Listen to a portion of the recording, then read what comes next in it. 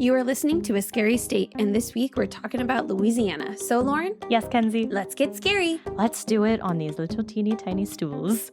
Well, some of us have a big butt that can't fit on a child-sized stool. For the average person with an average size behind or a child could fit. I mean, it's not like mine aren't kind of like, I'm not completely on the seat. I'm like half on. Half off. I said you could have two stools. No, that would be even more uncomfortable. Well, but then you got one for each cheek. Everything's balanced. But they're circular, so I feel like that middle section would just not work too well. That's for your crack. I'll be perfectly balanced. Can't move at all. Or maybe we could... Oh, no, that wouldn't work. What? We could do 3 stools. How would that work any better than 2? It's a bench. I would be still on the middle one. Well, yeah, but then you'd have the other ones on the side. Oh. That would catch the extra. For people who haven't seen me, I just have a big butt. There's nothing else there. I take that back. You wouldn't be able to do... Oh, yes, you would. But one's broken. Oh, thank you. It's got tape on it. I'm good with the one. Okay. We'll be fine. Change your mind, let me know. Thank you. We put a pillow down. Maybe. We'll be fine. Okay. So, sure?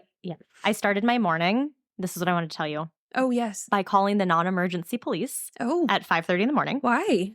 So our apartment is doing this thing where they're like fixing part of the parking lot. So I had to park where I don't usually park. So I'm walking down the stairs and I hear like what sounds like a sprinkler. And I was like, why would they be watering the grass at 5 in the morning? So I go down and I look over to my right at like this apartment next to us. There on the second floor is water literally pouring over the side of this balcony. Oh my God. And I'm like, oh. And like it's so bad that the whole garage underneath it, like the driveway is completely soaked. The ground is completely soaked. You can hear it in the drain. And I'm like, I don't know what's going on. Like pouring out of this house. Yeah. So I called mom and I was like, hello. I love how our first instinct when something is wrong is not to call the police or 911. Call mom, who then will tell you to go do that. No, that's exactly what she did. Because I was like, do I need to call like the non-emergency police number? Because it's 5:30 in the morning. My apartment complex office isn't open. Right. And she was like, yeah, why don't you give them a call? And her and I both had the immediate first thought. Like, what was your first thought? That for some reason something with water has been left on and is overflowed, and the person who lives there is not able to turn it off for a reason. We thought someone was in a tub and was no longer alive in said tub. And that's what was, the tub overflowed and that's what was going. Well, they could no longer be alive. It doesn't necessarily have to be in a tub, because couldn't the tub overflow without them in there? Well, yeah, but usually that's how people do it. Like they'll go in a tub. Oh. Okay. But anyhow, so that's what we thought. So I think we had the same thought, just my body wasn't in the tub. It was out of the tub. But then why would you have the tub on? Maybe they were about to take a bath and something happened to them. They either were murdered. Oh, see, I thought they did it themselves. Oh, no. In the I tub. thought that either someone murdered them and they right before they took a bath, or that they had like a heart attack or something right before they took a bath. Oh, yeah. So we both went different ways. But we both had a dead body. Yes, we did.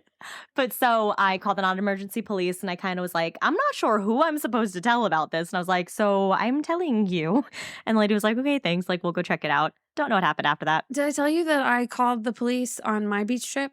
No. Oh, I forgot about this. So I don't know how I could forget about this. It was huge. So we were all at the beach. Yeah, as you are. And we were hanging out. And you know how, you were just there, which you're going to have to tell me about your beach trip. Oh, yes. The beaches in North Carolina are small. And they are. I forget that, one, because I don't go there that often. And two, I'm predominantly go to Virginia Beach because I have friends that live there and they have a really big... Yes, they do. From like where you would walk onto the beach to where the water is, it's like long. A good distance. Like it's got to be at least 5 yards, if not more. At least. At least. Which means... What this means is... You could take half the beach or half a football stadium or football field. You said 5 yards. That would be 50 yards. That's why I was like, yeah, at least 5 yards. 5 yards is still pretty far. That's like 15 feet. No, it's not. Yeah, it is. Isn't a yard 3 feet? Oh. No, that doesn't sound right. No, yeah. There's 3 feet in a yard. Yeah. So that would be 15. Right. Okay, 15 feet isn't enough, so it's got to be more than that. Maybe it is 100 yards, which means what you could do with the beach in Virginia Beach is you could fit the whole thing in a football stadium. No. No? Wrong way. Wrong You way? could fit the field on the beach. Not fit the beach in the stadium. But they're the same No. size. We're not Yeah. counting the water. Just kind of sand. Yeah, just the length. Yeah. Okay, go on with your story.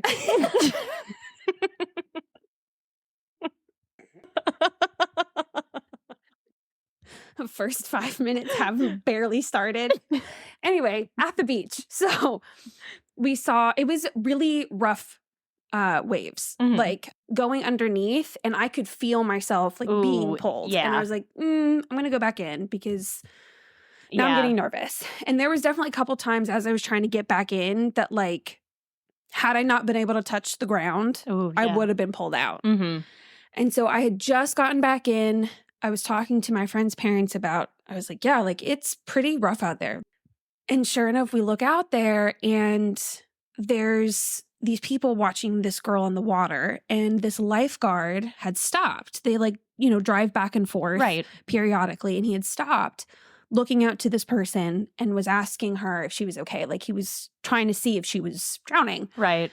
He had tried to give her a thumbs up and have her give it back. Like, no, I'm good. Like, you're fine. But she didn't do that. So then he went out there to go get her. So now, obviously, of course, everybody's watching. Obviously. And then he gets stuck out there. The lifeguard? The lifeguards get stuck out there with the girl. Does he at least have the little flotation device? Yeah. But that's how bad this thing is. So then... Well, we got an alert when we were there. I mean, this is a little after you, but there was hazardous beach conditions because of how bad the rip current was. Oh, yeah. We didn't have those. We didn't have those signs. No, there weren't signs. It was an alert I got on my phone. Usually, sometimes don't beaches have flags that mean certain Sometimes. things? Yeah, but I don't know what any of the flags mean. Neither do I, but I just know that they're... I'm assuming red's bad. Red and black I don't think are good. No. Because there was a black during a really bad thunderstorm that we had there. Oh, I've never seen black before. Yeah. That's really... I think if I saw something that was a warning sign and it was black, that would be even more terrifying than red. Yeah. Anyhow. So that's not when I had to call 911. So someone else comes and gets the both of them, and he has a huge board, almost surfboard size. Oh, I've seen those, yeah. The other guy had just brought out the standard, smaller the one. little small one. Yeah. Probably thinking he could have pulled this girl back in on the flotation device. So he goes out there, gets them back on. Everybody gets back in. At one point, I looked at Lindsay and I said, I swear to God, if everybody claps. Did anyone clap? No, I don't think so. Oh. Yeah. And I almost think, too, someone in the group also said later on, I'm surprised nobody clapped. So, okay, they get her on whatever those gator cart thingies are. Right. Take her in to go get help. Well, a few minutes later, there's more people at the same spot, which I'm like, we all saw what just happened. Right. Why Maybe the don't fuck go would you there. Go back out there.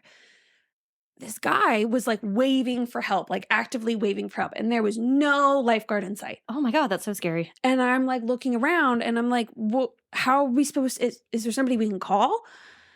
And so someone had said, you probably have to call 911. So I did. Oh. I said, I don't know where I am. I'm on a beach and I'm in the Outer Banks. And the place starts with an R. It's also a little drunk. And I was like, but there's someone drowning and there's no lifeguard around. And I didn't know who else to call. Right. And so I had turned around and I was like, oh, wait, someone's here. I think it was the same lifeguard who had just gone out there. Oh Poor my guy. gosh. Goes back out, gets this guy. And I was like, oh, wait, no, someone's come. I think they're okay. And it's a lifeguard. A lifeguard went out there. Right, to save this person. And they were like, do you need an ambulance? And I was like, I don't know. I'm assuming. Last time they took the person away, but they had someone come get her. So Mhm. I don't know if they've already called somebody, but yeah. And this guy that he pulled out is like, he looks like a guy that you wouldn't think would get stuck Right. swimming. So yeah, the guy, and I was like, wow, if he's getting stuck, like you got to know it's bad. Mm-hmm. But then you kept seeing people go back out. Uh-huh. And I'm like, okay, is it just because right by us there's something and there's not, or is this kind of a thing where it's always the whole beach? I don't know. But yeah, so I was like, well, I'm going to go back in now. I think that's enough for me. I'm going to call it a day. Mhm. So I walk back to the house. Yeah, it's like if you see someone continuously getting like stuck out there, stop going in there. But yeah, I called. And I don't know why, but like it didn't really seem that big of a deal to me, obviously, since I forgot to even tell you. Right. And so we're all walking back up to where our house is, and we have a pool, and the rest of our party was there. And so they were filling them in. I don't know if someone said I called or if I just said I called. I was like, oh yeah, it was really bad. I called 911. Or maybe someone said Kenzie called 911. Everyone's like, oh my God, you did? I was like, yeah, well, yeah. I feel like it's such a big thing because it's like 911. Well, you know? yes. And don't get me wrong. I was nervous as hell. Nervous because I was like, I don't even know what to say. Like, I don't want to screw this up. Yeah. But it's also like when someone said someone will need to call 911, my first thought was, how pissed off would I be if I was that person that was like, someone else should call. Mm-hmm. Someone call. Like, I hate that. Well, that's the bystander effect. Right. And I'm like, unless I'm in the middle of helping the person and actually need somebody else to call. Right. I was like, I never want to be that person. And so I was like, I'll do it. Good for you. Thank you. Breaking the bystander effect. Yeah. But yeah, I didn't have any bystanders, so I had to call. But it was not an emergency. Yeah. And then I asked Joe, and I was like, did you see any ambulances out there this morning? He goes, nope. So he saw maintenance, so I assumed nothing bad happened. And I had called the main office when they opened, and I was like, hello, I'm not sure who to report this to. And they're like, oh yeah, we're aware. Like, thank you so much for calling. We really appreciate it. Maybe like a pipe burst. That's like the thought that normal people think of is like a pipe burst. Yeah, we like didn't think people of it at till work. just now when you said no ambulance came, so it couldn't possibly be a dead body. People at work were like, "Oh, did a pipe burst?" And I was like, "See, that wasn't my first thought." In fact, I didn't think that until you said no ambulance came. So I said, "Okay, well, I guess that's not a possibility." Yeah, so I think it was a pipe bursting. But yeah, so that was my morning. Could you imagine how that person's morning went? No, and like, what if they weren't home? Because it was a lot of water. Like, I could hear it. So, like, there had to be something going on in there. Everything is just so fucked. Oh, I know. Fucked. I know. And the people below them and the people to the side of them. Because the lady also listed our apartment as, like, one of the apartments that flooded. Well, I think it's because it came over into... Because we're attached on one side. Okay. Yeah, so we're not on that side. Like, our apartment, we're on the other side of the building. So we, like, weren't affected. But I think the people on the other side are. Yeah. Yeah. But yeah, my beach trip was amazing. Okay, yeah. That's good. Yeah. Did you have to call the police? No. Okay, no, good. I didn't. That's why it was good. good. Nobody drowned? No, or no. Came close? Someone did get saved, apparently, at one point. Oh. But that was about it. Did you guys see a lot of people who were getting stung by jellyfish? No, not a single person. Oh my God, there were so many people getting stung by a jellyfish. And I unlocked a childhood memory that when my sister and I used to go down to the Outer Banks, I think it was like the first time that we got like a house. Mm-hmm. Her and I were pissed because it was on the sound and not the ocean because we're spoiled brats. And all of a sudden she started freaking out when we were in the water. I couldn't tell she was freaking out. She just started swimming. So then I started following her because I didn't know what the fuck she was freaking out. I have been at beaches before, though, where you see the jellyfish coming in on waves. Yeah. And like a couple people that I was with said that they could see them like in the waves. And so I didn't know since you were also in North Carolina. No, we were good. Mm-hmm. We were good. But we did see, loggerhead turtles will come up onto the shore. Oh my God. And they'll lay eggs. And then these like literally sea turtle people, they like volunteer, I guess. They rope off the area, keep an eye on them. They'll go down to the beach every day at 6:30, stay till about 11:30 p.m. and just watch to see if anything happens. So we got there on Monday. And then on Friday, we saw a lot of commotion going on. And I was like, I think it's the day. So we like sprint out of the house. None of us put shoes on. We just like sprint out and we go down. And yeah, sure enough, they're pulling all of like the eggs out of the sand. Oh my God. So 98 of them had hatched and like went into the water on Tuesday, which we didn't know about. They're pulling out all these like emptied eggs. There were 11 that weren't viable. Okay. But then the very first 2 that were born were all the way at the bottom. And they had gotten out of their shell, but they couldn't get out, like out of their egg, but they couldn't get out of the hole because the hole is deep as hell. Oh, for sure. So they picked them up, put them in a little bucket, and then walked them down to the water and let them in. Oh, it was so cute. Like the little baby sea turtles. Yeah. So we got to see the little babies. Even once they hit the water, only like 1 or 2. Again, see, we don't think about that. Okay. But at least that means that like 100 have gotten in that week that we were there.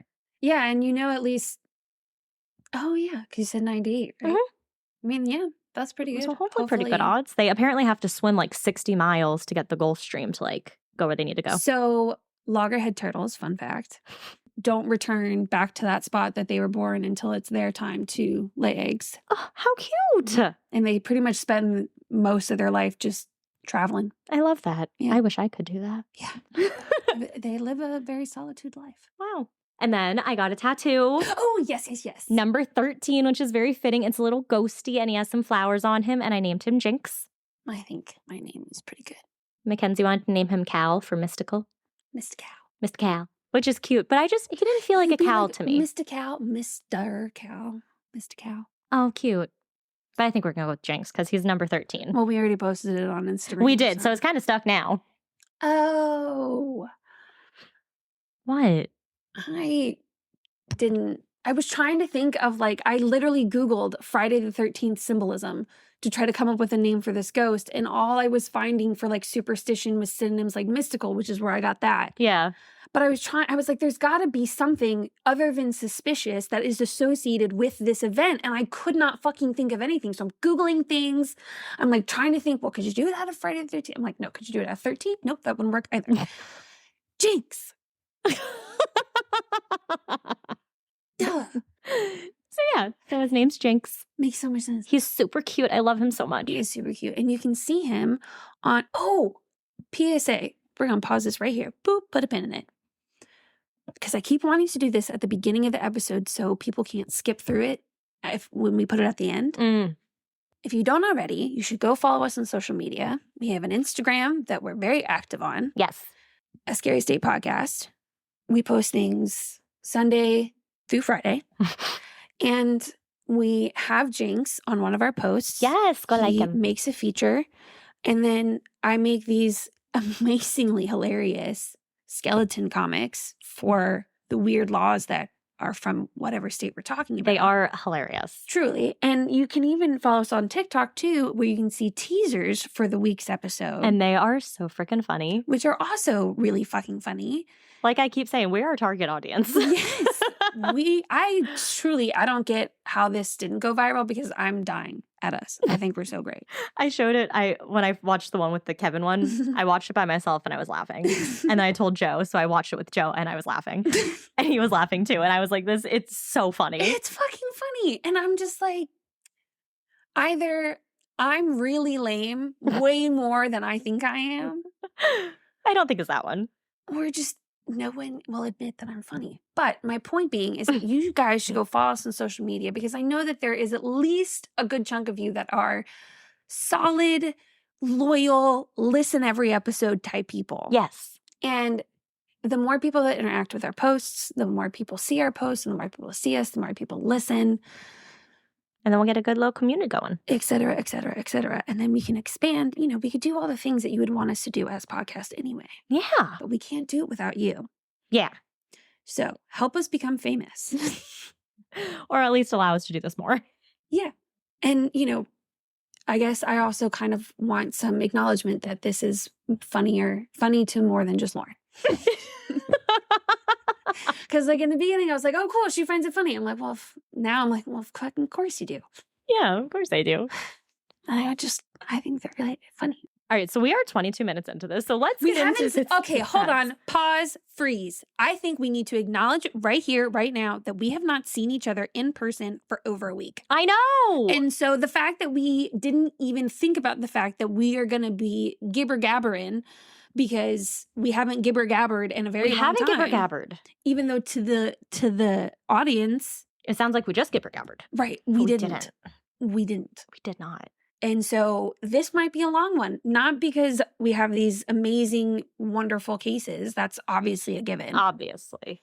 But because we might do some jibber-jabber. Jibber-jabbing and gibber-gabbing. I also haven't spoken to another human being in over 24 hours. Oh my God. Maybe going on 48. So whenever that happens, it's like a teapot. Yeah. If you don't turn it off, I'm just going to keep screaming. Nobody turned me off yesterday, so I'm still screaming. And aren't you all so lucky? Well, there's a reason I have gotten involved in a podcast. Don't know why I never thought of it before. Yeah. You thought of it before. You just said no. If we had started when I asked you. Oh, good Lord. It was like 5 years ago, y'all. Well, I don't think you would have wanted me to do this 5 years ago. Yeah, maybe not. All right, tell me about Louisiana. Okay. Oh, wait, are you done telling us about your beach? I feel like Yeah. Okay. Yeah, the turtles, the tattoo, big T's. Oh, yeah. The big important things. Yeah. But you had a good time. Oh, it was amazing. The weather was so nice. Oh, I have another tea. So there was a thunderstorm. Like tea? Like spilling the tea? No, another tea event. Oh. There was a thunderstorm. And we had gone up to get lunch, and then it had struck. And we were making food up in the room. And we had a beach view. The biggest thing of lightning I have ever seen in my entire life came down and hit the beach super close to where we were staying. Fine sea glass? No. Is that what happens in thunderstorms? Have you never seen Sweet Home Alabama? Forever ago. So the real love interest, so not Patrick Dempsey, where they live in Alabama, I guess, on the beach, these lightning strike. And if you can get glass, because glass is made from sand. Right. So it makes this really pretty glass. Oh, yeah. No, I didn't know that was a thing. So no. What's the thing in that movie? So we had all been sitting out on the deck watching it, on the balcony watching the thunderstorm. Stuff there? Yeah, our stuff was down at the beach. It was fine. But yeah, so it struck, and then it was the loudest thing of thunder ever. Oh, yeah. And Mom looked at us. She's like, all right, now it's time to go in. So we went in and we watched it from inside. Oh my God, you were outside? We were on the balcony watching it. We like to do that. Love thunderstorms. So we like to watch it. And then at that point, we were like, let's be safe and go inside. But there were some people who stayed on the beach under their metal umbrella and on their metal chairs down on the beach. I'll sit through rain. I've sat through rain. You sit under the umbrella. You're fine. Not a thunderstorm. No. It's dangerous. Yeah. I would not have even been on the balcony. I know you wouldn't be, but we enjoyed the thunderstorms. I don't mind watching from a safe distance. But yeah, thunder is the sound of lightning, so that makes sense. Yeah. That's why it was really loud. Yeah, and why it was so loud because it was so close. And it happened it flashed and then you heard the sound. Okay. Louisiana. No shit. So, the state capitol in Baton Rouge is... no glass. No glass, no, unfortunately. So the state capitol in Baton Rouge is the nation's tallest capitol building, standing at 450 feet or 137 meters and has 34 floors. Louisiana doesn't have counties. Yeah, it has parishes. They have 64 of them. So the only other state that is like this would be Alaska. Oh, that's cool. The state song is You Are My Sunshine. No, I like that. Yeah, I know you would. The first female self-made billionaire was Madame C.J. Walker, and she was born in Delta. Yeah. She delivered and sold a line of cosmetics for Black women. She was famous for something else, too. I feel like I've heard that name before. Yeah, it does sound familiar. I don't know. Louisiana. She was also the first Black woman to do something else, too. Be a first or a self-made millionaire. Oh, maybe that was it. Yeah. Oh. So the reason why was because of her line of cosmetics. Okay. That's what made her a millionaire. Synapses aren't fully connecting. It's because you haven't talked to another human. Exactly. So, Dogs are much simpler to talk to. They don't talk back. So my thought process, when it makes sense in my head and I say it out loud, no one tells me it doesn't. Right. So Louisiana invented the cocktail. It was invented by Anton Amedee Peychaud in New Orleans in 1850 and was known as the Sazerac. Mm-hmm. Yeah. Louisiana is larger than Greece. What this means is it is the fourth most religious state behind Alabama, Mississippi, and Tennessee. Shocking. Say it again. Alabama, Mississippi, and Tennessee. Oh, yeah. Yeah. Mm-hmm. Along with Florida, Louisiana has the highest population of alligators. Speaking of, my mom had a very close encounter with an alligator. Recently? Yeah. What happened? I guess she was walking the dog and it was later than normal. She came like really close to it. Like she said, its mouth was open. Oh my gosh. So she didn't see it. Uh-huh. And so she's freaking out now. And she's like, I am so afraid to go outside. And I was like, well, I don't know what else to tell you except that you're going to have to move out of Florida if you don't want to. And you moved to Florida. And she was like, I just can't go out past this time ever again. I said, well, set an alarm. Oh, yeah, that's a great idea. Well, that's terrifying. All right, so here's a legend for you. Okay. When New Orleans was being colonized, the French were having a hard time convincing women to settle here. The weather was awful. Mm-hmm. Men who were criminals had originally been sent here. Yep. Not great. Well, one full boat of women was convinced to move to the city, but they abandoned their ship in Mobile, Alabama, somehow leaving behind 300 coffins. Don't know why they abandoned the ship, don't know why it was there, don't know why there were coffins on board, but they did. Some were empty, while some were said to contain the bodies of the undead. Ew. They were all then nailed shut, as they had a habit of opening by themselves. Oh, no. And hidden away in the attic of a convent in New Orleans. In 1978, 2 reporters heard about these coffins and wanted to check them out for themselves. But the next morning, the 2 reporters were found decapitated on the front steps of the convent with 80% of their blood drained and all of their equipment smashed. Doo-doo-doo-doo. Oh. Yep. A lot of movies are filmed in Louisiana. Oh my God, so many. One being Interview with the Vampire, which was filmed at Oak Alley Plantation. Other movies filmed here were Fight Club and Suicide Squad. So I'm currently watching NCIS New Orleans. Oh. Mostly because I do like the show NCIS in general. Yeah. You know, good procedural show. Same thing happens, very predictable. But I also love New Orleans. And I have this really fun thing with TV shows where I know the location to try to see how accurate it is with their description of distances. Yep. How are they there? Unfortunately, I only know where my grandparents live and any place that I've been.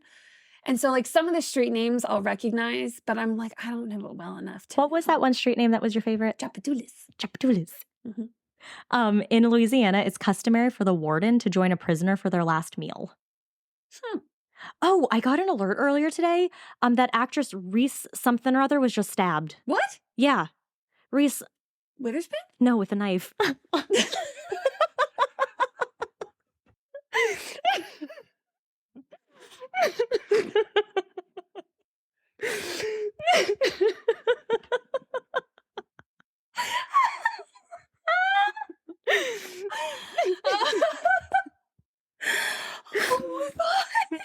Oh my God, that was so good. Oh my God, I remember reading that thing too and being like, I was stupid enough to fall for that. I tried to do it on you last year, I think, and it didn't work. I got it this year. Man. Wow, that was good. You just threw that. Wow. I was so bogged down in my other question. I'm trying to think of places that I know. I wouldn't be surprised if you didn't know her last name. So I was like, given our Kevin conversation. So I was like, of course this bitch doesn't know. And then I was also like, hey, she was also in Sweet Home Alabama. Yeah. Look at that. But I say this because Reese Witherspoon and Tyler Perry were born in New Orleans. Yeah. Oh, that's good. That's funny. Oh, thank you. Thank you. That was fantastic. Oh. I will never forget that. It was so beautiful. Oh, I'm so glad that this was recorded.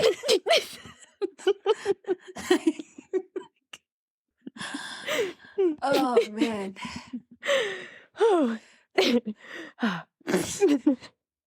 Okay. Oh, my sides hurt. Okay. All right. Peyton and Eli Manning were born and raised in New Orleans. Ian Somerhalder? Oh, the guy from Vampire Diaries? Yes. He's from Covington. Lil Wayne. Interesting. Yeah. Lil Wayne and Louis Armstrong are from New Orleans, and Tim McGraw was born in Delhi. Delhi. So there are facts about Louisiana. All right, Mackenzie, what do you have for us for Louisiana? So I would like to give a few disclaimers before I begin. So trigger warning number 1, the actual trigger warning. This case does discuss sexual assault and domestic violence. Trigger warning number 2, kind of. This case is unsolved. Oh. Yep. There we go.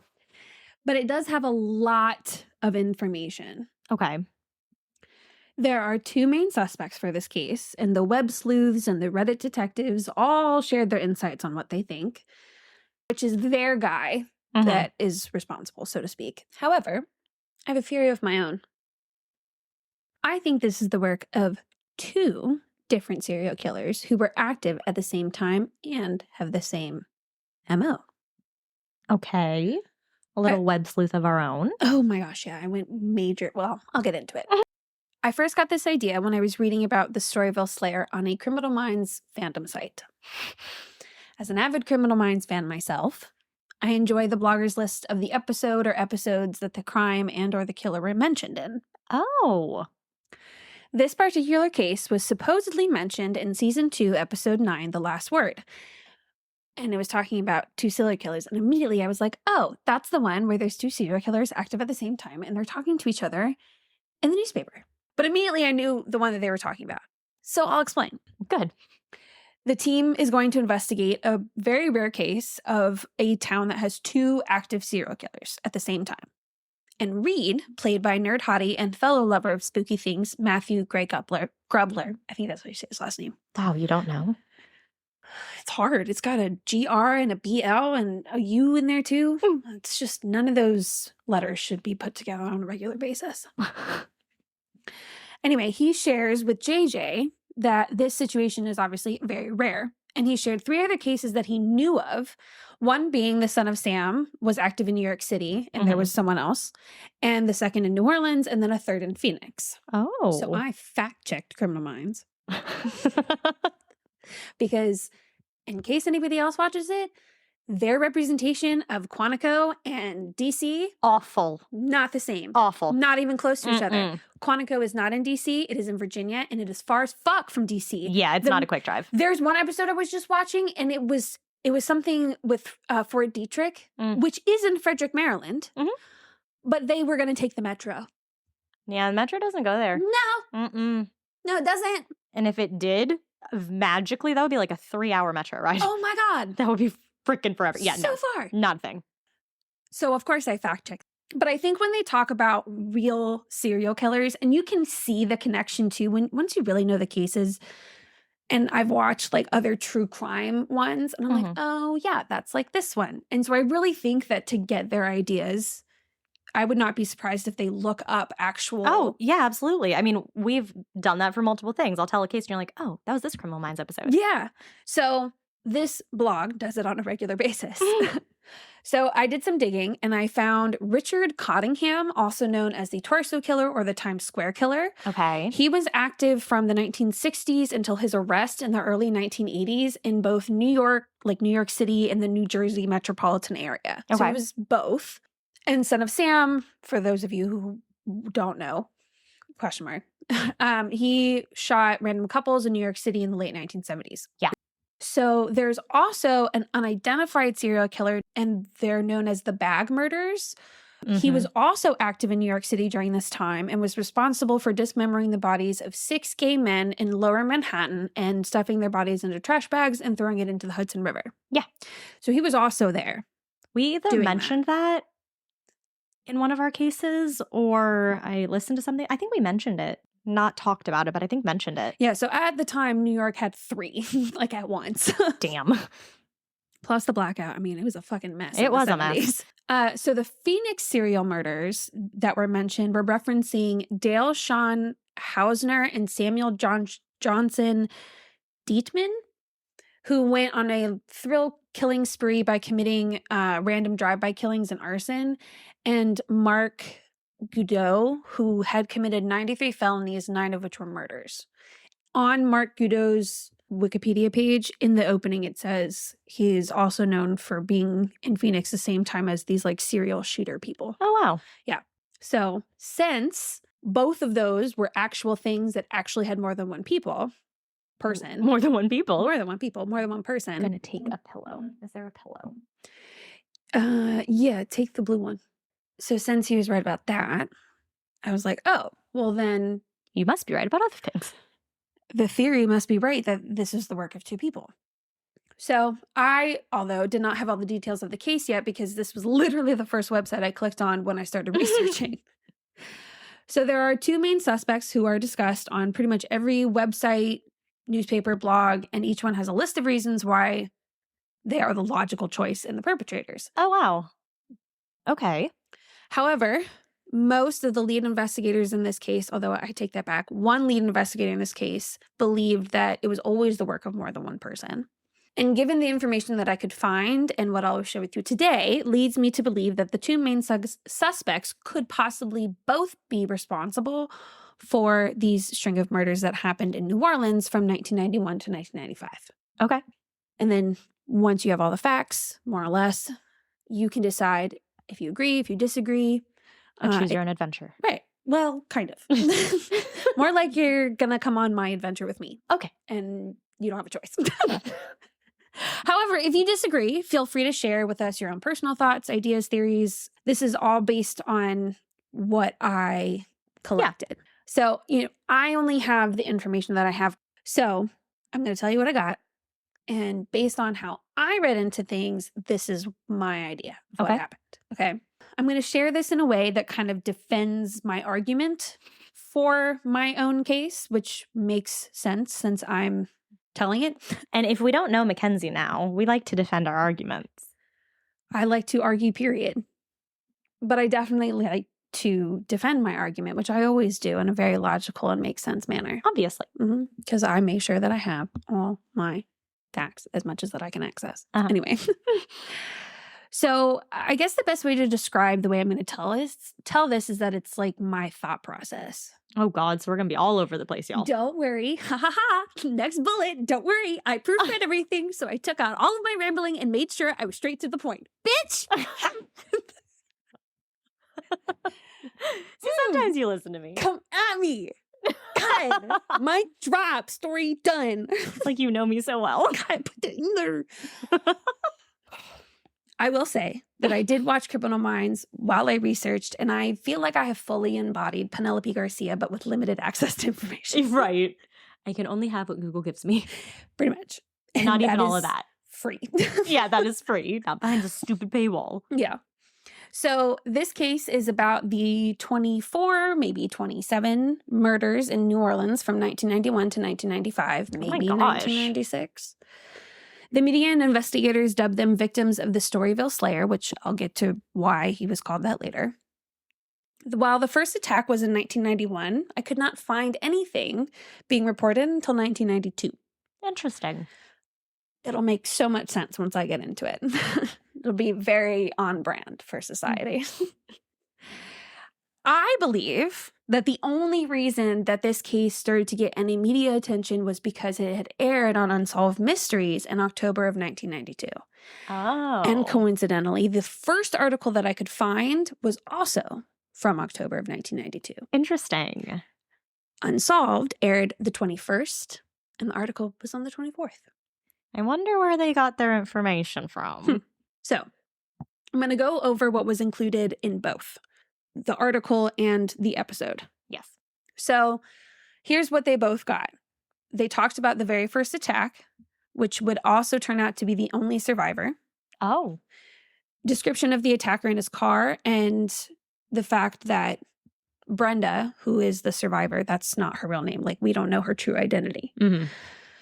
They obviously talk about the first murder, and that there are connections between these crimes and it may be done by the same person. So, Brenda was attacked in July of 1991 near Memorial Park Drive and Nevada Street in Algiers. She was walking to a friend's place when a man stopped and offered her a ride. Brenda was only going a few blocks, so she declined the ride, but the man persisted. Then he stopped his car, got out, and just pulled her inside. No. He drove to a deserted city road, and then he stopped the car and began to choke her. Brenda tried to fight back, but she was unsuccessful. Her attacker stripped off her clothes and left her to die on the side of the road. Just before dawn, Brenda awoke to find herself covered with garbage and discarded tires. Brenda's windpipe was permanently damaged, but she was able to describe her attacker as a, quote, clean-cut, well-dressed black male with a muscular build. He was about 5'8" to 5'10" and possibly in his 30s. And he could also have been driving a blue late-model Buick, or Buick-like. So from what it seems like, not much was done to find Brenda's attacker. 2 weeks later, on August 4th, a man was collecting recyclables on a deserted city road. When he went to pick up a piece of garbage, he discovered the body of a young woman. Oh, no. The girl was identified as 17-year-old Danielle Britton. She had been strangled and possibly raped about 12 hours prior to her discovery. Detective Elizabeth Wingington was investigating the murder and at first believed it was an isolated incident. Then a man approached the detective, don't know who this man is, and told her about Brenda's attack that occurred in the same area 2 weeks prior. Wingington, hard name, began to suspect that these two crimes were connected. Britton was last seen outside of a bar called Neva's Rendezvous, getting into the car with a man. Witnesses described the car as a blue Buick Regal or a Monte Carlo. Even with Brenda's description, Detective Wingington couldn't identify any possible suspects. Same thing. Yeah. On October 22nd, 1991, 28-year-old Charlene Price was found in Berman Park, about a mile from where Danielle was found. She had also been beaten and strangled, and she was left nude and faced down. On January 4th, 1992, the body of 29-year-old Lydia Madison was found under the South Claiborne Avenue overpass near Earhart Boulevard. The location is about 8 blocks from police headquarters, and she was also found nude, and death was ruled as strangulation. Now, this is where the article that I found starts to differ with the Unsolved Mysteries episode. Okay. So the episode included information about a Jane Doe that was found in Algiers near Bourbon Highway on December 4th, 1991. The same area where Danielle Britton and Charlene Price were discovered. Jane Doe is described as a black woman who is believed to be in her 20s. She is 5'2" and 125 pounds, and she has protruding teeth. Okay. I'm assuming because that's like an identifiable thing, maybe? Yeah. However, the newspaper article did not mention Jane Doe number 1 and would not say for certain that there was definitely a serial killer, only that one was maybe suspected. Well, yeah, they probably don't want to scare people. Right. Well, Unsolved was like, there's a serial killer in New Orleans. The article also included a description of Brenda's attacker similarly to the episode. However, there were other murders that occurred in the same area that were not tied to the crimes until after the episode aired, and even some years later. 21-year-old Tiara Tassin was found September 3rd, 1991. Her cause of death is unknown. 37-year-old Regina Oko was found near St. Joseph Street in the town of Harvey. She was from Algiers, and her cause of death was strangulation and acute cocaine intoxication. Oh. 25-year-old George Williams died from strangulation or suffocation and was found on June 2nd, 1992. Williams was a transgender woman, but no reports tell her new name and only referred to her by her dead name. Oh, okay. They even used the wrong gender. But she was an exotic dancer in the French Quarter and did have prior arrests for drugs and burglary. Her death wouldn't be connected to the others for several years. 33-year-old Noah Brendowich Filson was found June 25th, 1992, floating naked in a canal off Interstate 55 north of La Place. It is not known for certain that Filson was a trans woman, but their stage name was Brenda Bewitch, and their cause of death was unknown. On September 21st, 1992, Brigitte Martin was found in Boat, Louisiana. She was a mother of 3 and did have prior arrests for prostitution. So far, all the victims were Black women between the ages of 17 to 38 years old and were known to be drug users and or sex workers or lived in areas where sex workers frequented. Right. The killers struck about once a month, and all were strangled, left nude, face down, in or near illegal dumping sites.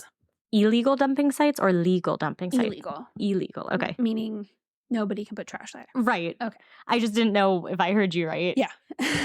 All but one of our victims were found within a 3-mile radius. Brenda had been told her attacker most likely had moved to California. However, a year later, she saw him at a grocery store in Algiers. She was terrified to Well, public. yeah. Like she is still, obviously. This is also when a sketch was made of the suspect and shared with the public. And after the article was printed and the episode aired, the killing stopped for 5 months. Okay, pause. I need a chair. Okay. My butt is too big. I am not comfortable. Oh. Oh my God, so much better. Oh, my butt and my back. Thank you. Wonderful. Oh, fuck. So when they started again, the victims were all from Treme, which is a mixed neighborhood known for music traditions and Creole culture. And at one point, this neighborhood was home to New Orleans' red light district, Storyville. Oh. The district had been shut down, but sex work still persisted in the area, hence the name, Storyville Slayer. Mm-hmm. These victims were also left partially or fully nude and strangled. The next victim was 30-year-old Cheryl Lewis, who was found in a canal along Louisiana 3160 in Hanville. She had last been seen 4 weeks before her body was found, and witnesses told police that they saw a man drag her into her car and drive off. And no one, called about that? Well, given the neighborhood. Oh. Yeah. But we'll get there. Okay. Cheryl's cause of death was drowning due to being unconscious while under the influence of cocaine and methamphetamines. Dolores Mack was found 1 day later, about 800 feet from where Cheryl was found. She had been strangled and suffocated, also with cocaine in her system. Dolores Mack was a trans woman and most likely killed at the same time as Cheryl, or at least that's what they assumed. Mm-hmm. Both women they suspected had been involved in sex work. So about a year later, off-duty officers at St. Charles Parish spotted a taxicab near the location where Cheryl and Dolores' bodies had been found. When they approached, they found Russell Elwood, who claimed to be changing his oil in the middle of the night. Yeah, that's the best time to change your oil. He told officers that he didn't want to get in trouble or be seen for dumping the oil illegally, hence why he was so far back from the main highway. Yeah, mm-hmm. The officers decided to let him go. Oh my God. And I couldn't find an exact date for when this occurred, only that it was a year after, and it's where their bodies had been found. On February 5th, 1994, the body of a half-nude woman was found dead in the St. John Baptist Parish. They were not able to ID the woman, but Jane Doe was said to be a Black woman who is believed to be 25 to 35 years old, and it is unknown if she was involved with drugs or sex work, but she had been raped and strangled and was the first victim in almost a year. Oh, wow. I mean, so it is your typical serial killer stuff with the breaks and the cool down periods. Mm-hmm. That year, they would find 6 more bodies investigators believed were tied to the Storyville Slayer. So February 10th was Jane Doe number 3, a young woman between 15 to 17 years old. Her body was partially burned and cause of death was asphyxiation. February 13th, Stephanie Murray, 25, was found in a small pond in Bonnet Carey Spillway. Cause of death is unknown. February 15th, Jane Doe number 4 is a female between 25 to 35. Cause of death is unknown and details weren't available to the public. And these are when the bodies were found? Yeah. Okay. April 2nd, John Doe and Jane Doe number 5 were found in the same location, but there's no other details available for them. July 3rd, Michelle Foster, 32, cause of death is unknown and not many details are available. And then October 19th, Stephanie Brown, 29 or 30, was found in a wooded area near Bridge City. Her cause of death is also unknown and she had no arrest record. Okay. Interesting. So as far as I could tell, nothing was really reported about these murders aside from the article in 1982. These cases only really began to get media coverage when police announced in August of 1995 that they had been investigating the possibility of a serial killer who may be responsible for 24 people. Jeez. 24 murders at this point. So on January 22nd, 1995, Wanda Ford, 29, was found along Interstate 55 in LaPlace. Her cause of death is unknown. She was a mother of 3 and did have some prior arrests for theft and possession of stolen property.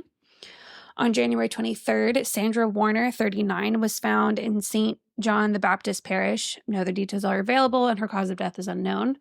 March 24th, and this is all 1995. Okay. Jane Doe number 6, female between the ages of 25-35, found under a highway overpass in Tagapohoa Parish. I know I messed that up. I'm sorry. April 30th, Karen Ivester and Sharon Robinson, both 30, found along Interstate 55 near LaPlace. Sharon's cause of death was drowning and Karen's was strangulation, and it would be their deaths that would bring these murders into the spotlight again. Police Chief Richard Pennington announced to the press that they had officially been investigating these crimes being the work of the same person. They had been working with the FBI and had created a task force to work the investigation. Pennington also told the press that they had a suspect, who also happened to be an NOPD officer of 15 years, Victor Gant.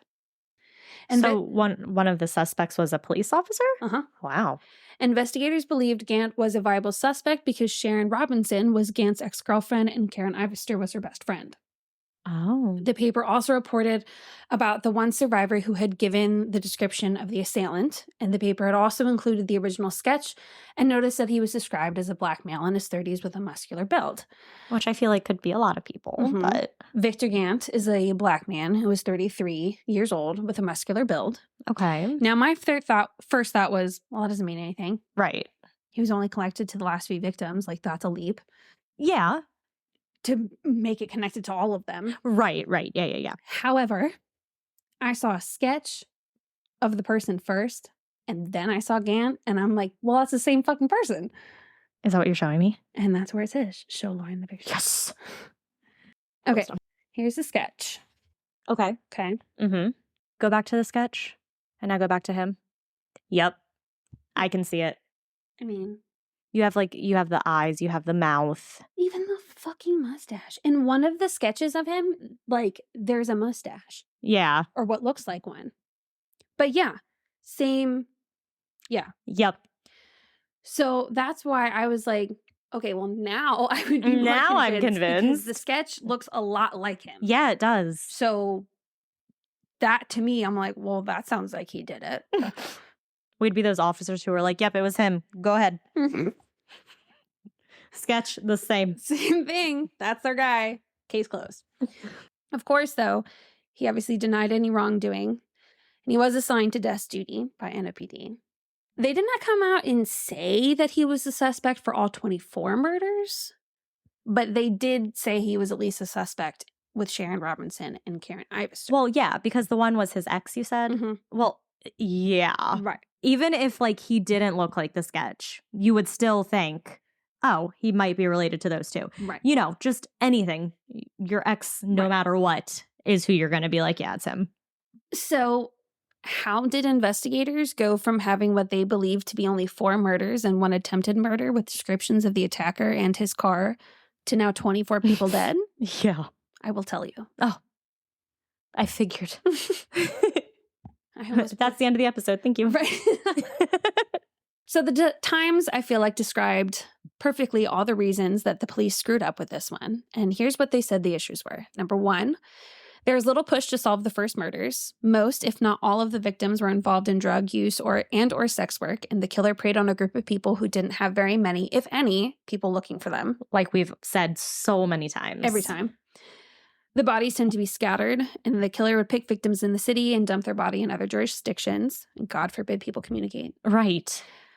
And then number 3, police are slow to realize and reluctant to acknowledge their adversary.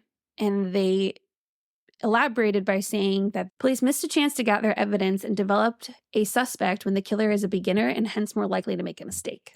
Kind of dropped the ball. Mm-hmm. Yeah.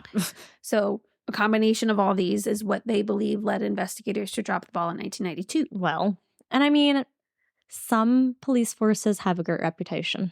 Great reputation. That came out weird.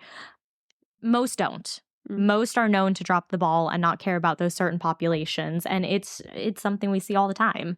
It's like, I feel like this specific population, I'm like, you have literally no check boxes on your side. And there are so many unsolved murders, and every single unsolved murder is, well, the police didn't do their job. Yes. Yes. Mm-hmm.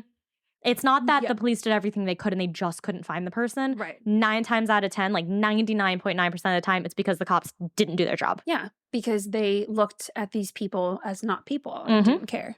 I get into that.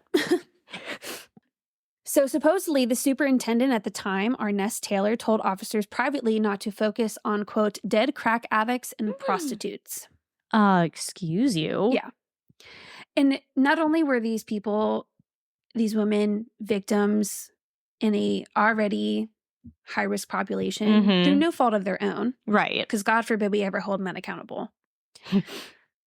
But then on top of that, they're all Black women for the most part. Yep. And I'm like, that already is a community in and of itself. A community within a community that gets even less attention than the community as a whole already gets. Right. And Exactly. I'm just like, ugh, these poor women. But they did have people who were looking for them. Yeah. And what is bothersome to me is how many of these Jane Does they have. And normally you see like what they might look like now, or right, like age progression, sort of sketch that had been made based on the remains, so to speak. Yeah. Sometimes you don't even know anything. You don't. So it's like there is no way to match them. There's literally nothing. It's like a guess of their age. Some didn't even describe what their skin color was. I was under the assumption that they were most likely all Black, since that's kind of what the victims were anyway. Right. But I read elsewhere that there were a couple of white women that were killed. It was only like 2, I think. So, but because it didn't specify, I didn't want to say that they were or were not if I don't know. And I couldn't find it anywhere. Yeah. And I think that the only reason why that other article came out is 1, because of the unsolved mysteries, and 2, because she saw her attacker again. Right. Yeah, exactly. Because nothing was fucking done. Nope. I mean, they even lied to her, like, oh, your attacker's not even here anymore. Like, you're good. Right. It's like, he's moved to California. I just saw him at the grocery store. How do you fucking know? If you don't even know who he is, how the hell do you know that he went to California? Yes. Good point. Unless he's a cop. But this guy didn't move to California. Well, neither did the guy. True. So Taylor denied saying this, obviously, and said that, quote, the investigation was pursued and every murder was made a high priority. As they always say. Rafael Goyeneche, who is the director of the Metropolitan Crime Commission, told reporters, quote, I'm sure the background of the victims means law enforcement didn't give them the scrutiny another class of victims might have gotten. Bob Capel, an investigator with the Washington State Attorney General's office, who is responsible for helping track down Bundy and the Green River Killer, said, quote, somebody has to be missed and somebody has to care that they're missed. Usually nobody cares and there isn't anything clamoring at all. If it was your daughter or the mayor's daughter in the mix, it would be a whole different story and the budget to catch the killer would be unlimited. Oh, yeah. Former NOPD Assistant Superintendent Anthony Sachs agreed that Taylor put the investigation on the back burner and was frustrated with how things were handled. Well, yeah. He told reporters, quote, we had to force everyone to admit this was a serial killer. This was one of the reasons law enforcement never gets out of the ditch. In other cases, the coroner's office neglected to perform certain tests on the victims. They even said that at one point, like, they would be there during the autopsy and things like that to make sure that these things were checked for. I think, like, checking to see if there was drugs in their system or any sort of toxicology kind of thing. Well, yeah, absolutely. So this is what the supposed timeline was for what we didn't hear about. So in May of 1995, the FBI interviewed Gant about his involvement with Sharon and Karen. I know they rhyme, and I'm trying not to make a funny out of it. In June, they obtained a warrant for his hair, pubic hair, and saliva. In August is when police announced their investigation to the public. Police had found a shoe print next to Karen's body that matched the shoes Sharon was wearing at the time of her murder. Okay. Which means that Sharon was there when Karen was killed. There's also a wad of chewing tobacco next to Sharon's body, and Gant was known for being a tobacco chewer. Wait, okay. Did we have DNA at this point?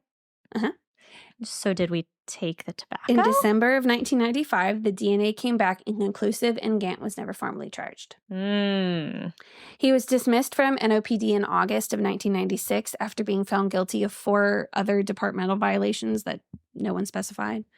Yeah, because if they do, then it'll make their department look bad. He told the Times Picayune, I can't say the second name, newspaper. He said, quote, "I'm very disappointed in the superintendent. I thought he treated me unfairly. A lot of other people who have been charged worse than that are still on the job." Jeez. I was like, he's probably not wrong. No, he's probably not. His interview, however, was interrupted by Sharon Robinson's older sister, Terry, and other supporters. "Look at her," Terry Robinson yelled as she held up a photograph of her sister. "How can you do this to us? All she wanted to do was love you. I hope she haunts you every night." Every night. Yes. Gant, in what the Times described as a, quote, gesture of defiance, spit chewing tobacco juice into the crowd. Ew. Yeah, classy guy. Classy dude. So in December of 1996, though, he was arrested for battery charges against his now ex-girlfriend, Karen Thibodeau. He sounds like a really good guy. Oh, yeah, he's great. Gant supposedly choked and threatened her back in November, but the charges were dropped in June of 1997 after closed-door conversations. So police are back at square one.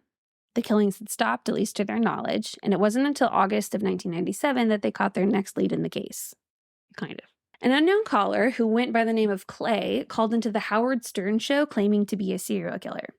In fact, he said that he was the unidentified serial killer from New Orleans. Stern asked him questions such as how he killed them, to which the man replied with a hammer, which did not match the cause of death for any of the 24 victims. Right. He also said that he was a white man who had killed both black and white people, men and women, which wasn't necessarily false. The FBI took interest in the caller and asked Stern for a copy of the recording. And many of fellow internet sleuths believed that this caller may have been Russell Elwood. Okay. Why? Why? Because in October of 1997, an inmate in a Florida jail told Jefferson and St. Charles parish officers that Elwood told him that he enjoyed sleeping with both men and women and, quote, enjoyed the fun of having sex with people who were not in control of their bodies. Ew. Yeah. He said if they were high on cocaine or heroin, the heroin would put them in a state of mind as if they were paralyzed and he could take advantage of their body. Oh my God. Also, gross dude. Yeah. So Elwood was serving time in Florida on drug charges and a probation violation. That's it? Mm-hmm. But he had agreed to go back to Louisiana to clear his name. But there's also a lot of things about this case where it's like, well, he said to investigators this, but there's no technical record of it. Mm-hmm. But supposedly he told 2 investigators that if they took him back to Louisiana, that he would give them 2 cases. Okay. They never found out what that meant. But they sure used it against him. So Elwood was the name of the prime suspect in the murder of Dolores Mack and Cheryl Lewis, and also was being acknowledged as possibly responsible for like 10 other murders. Wow. They wouldn't say all 24. Well, yeah, because they can never say all of them. Right. You know? Well, Officer Henry Lee told reporters, quote, "We never thought from the beginning that this was the work of one person," when asked about former police officer Victor Gant. The FBI had dropped out of the investigation after the investigation into Gant, and the FBI was the one who confirmed that the 24 deaths were all from the same person. So while no one outright said that he was responsible for the 24, they did outright say, oh, this guy is responsible for like 10. Mm-hmm. But then all of them are related.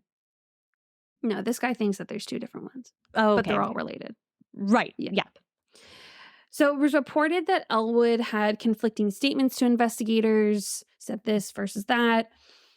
Apparently multiple witnesses from like fellow inmates reported that he would talk about the murders and talk about having done this to that person. One person, he said something like, they really should be looking for 3, not 2. One person, he outright said that he's like responsible for like 60. Yeah. So one guy said that he described in detail what happened.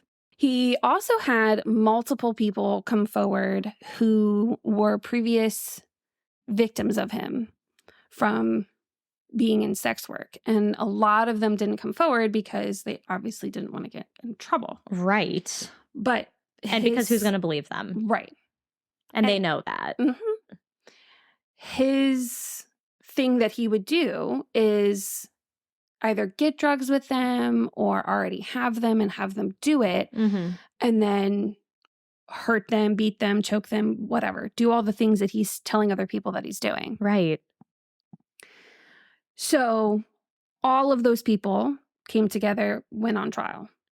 And even his defense lawyer said something about, it was all circumstantial evidence for sure. Yeah. But the witnesses obviously didn't paint this guy in a good light, regardless of what he's done. Because he obviously has other charges, past things. And I think even while he was in court, like, he also was not coming across well either. He doesn't sound like he would be a guy who could come across, like, who could, No. you know. But he's white. So, that has its own whole thing. So before it really went to trial, it was discovered that, so he's arrested, he's charged 2 counts of second-degree murder for Dolores and Cheryl. Oh, okay. But as their investigation is continuing, before they go to trial, they have to drop the charges of second-degree murder for Dolores Mack because they have evidential proof that he was not in Louisiana at the time. Oh. The time of death for... So they weren't murdered at the same time? No, because the time of death for Dolores had been 12 hours prior, and they could not determine the one for Cheryl, which says to me she was just badly decomposed by then. And that's why you could figure out one versus the other. Because of that, because there's no definitive time of death, they can say, oh, well, you have already admitted that you were here in Louisiana at this time. And so, la-di-da. Damn. So those charges are dropped against him, but not the ones for Cheryl. They're still determined to get him prosecuted for murder. So trial begins. All the witnesses I was talking about come forward. They all testify. All of it is nicely written out in his appeals case. And if I went into what everybody said specifically, we would only be talking about this case on this episode.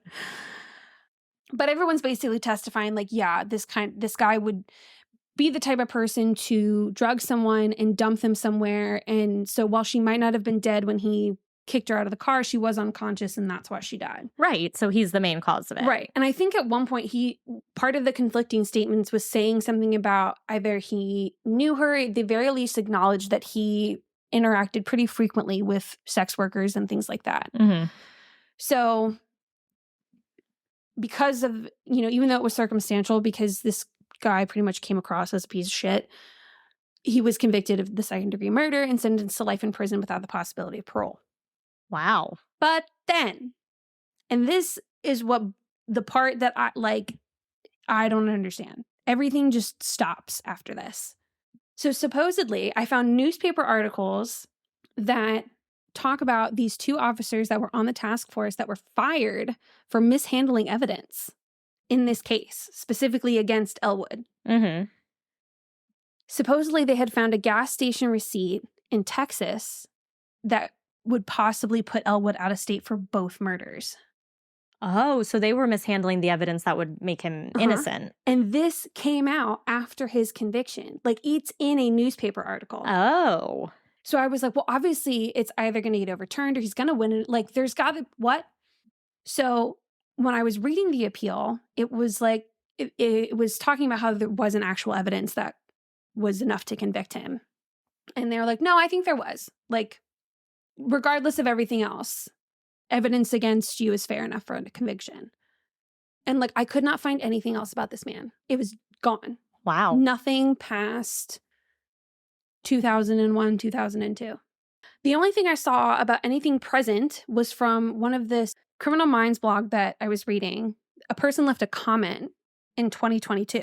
Okay. Saying that Elwood had died in prison in 2014. And that he was also being investigated for another unsolved crime in Florida that is very similar to the ones in Louisiana. Interesting. And Elwood would have been in Florida at the time that this victim was murdered. Right. So Victor Gant is supposedly living in Georgia. He's working as an unofficial officer for some small university. Okay. But the Huffington Post really called them out in 2016 of like, well, hey, like, don't you know he was let go for all of these things? And the guy's like, well, we believe in second chances and blah, blah, blah. Come to find out that this is not the first time that they've hired an officer who was a former police officer that got discharged, fired, whatever you want to call it, for not good reasons. It's so they can save money. Right. It's like when I worked at a restaurant, there was this guy who worked there. He had worked at an old, like the same chain, but a different location. He was selling drugs out of the back. Oh. So they were like, well, you're fired. So he applied to this one. Yeah. Our manager decided to hire him and start him as a server immediately because if you're training, you get minimum wage of $7.25 or whatever. But if you're a server, you get minimum wage of $2. So instead of paying him to train, they're like, oh, yeah, we'll just start you as a server. Right. Yes. Dude. I remember that. Yeah, he was a shitty server. He's a shitty person. Yes. There's one possible rumor. So there's this show called Breaking Homicide. Oh, okay. And they talk about this case. I didn't want to pay the money to watch it. But from the gist of what I gathered, it's focused only on Gant and like Sharon's murder and things like that. And something about like a possible prostitution ring. Oh. That like cops were running. And so this was on a comment on Reddit that I first noticed this. So I started to try to look into the episode, see if I could watch it and see what they said. But basically it was like the reason that they died was because they didn't want to join this ring. And like, I think one even said that maybe they had been married and you couldn't divorce. I don't know. It was married to Gant? Yeah, like very mobby type stuff. Yeah. And so I was like, maybe. I mean, it's a fascinating theory. Right. And they, a lot of people, of course, were obviously saying with Gant, like, well, of course he got away with it. He's a police officer. Like, they covered it up for him. Right. And one person did say, like, while, yes, that would, like, make sense, it's also, like, you would have to have so many people agree to this conspiracy that after a while it would not. Or you only need a couple people to agree. Right. Who then are able to like lead the investigation in a way. Officer commenting on that, saying like, really? Because he was like, so he's trying to be like, there's no way this is possible. That's usually like a very rare occurrence that happens. Usually, the person is trying to cover up themselves. And I'm like, well, yeah, but with other people.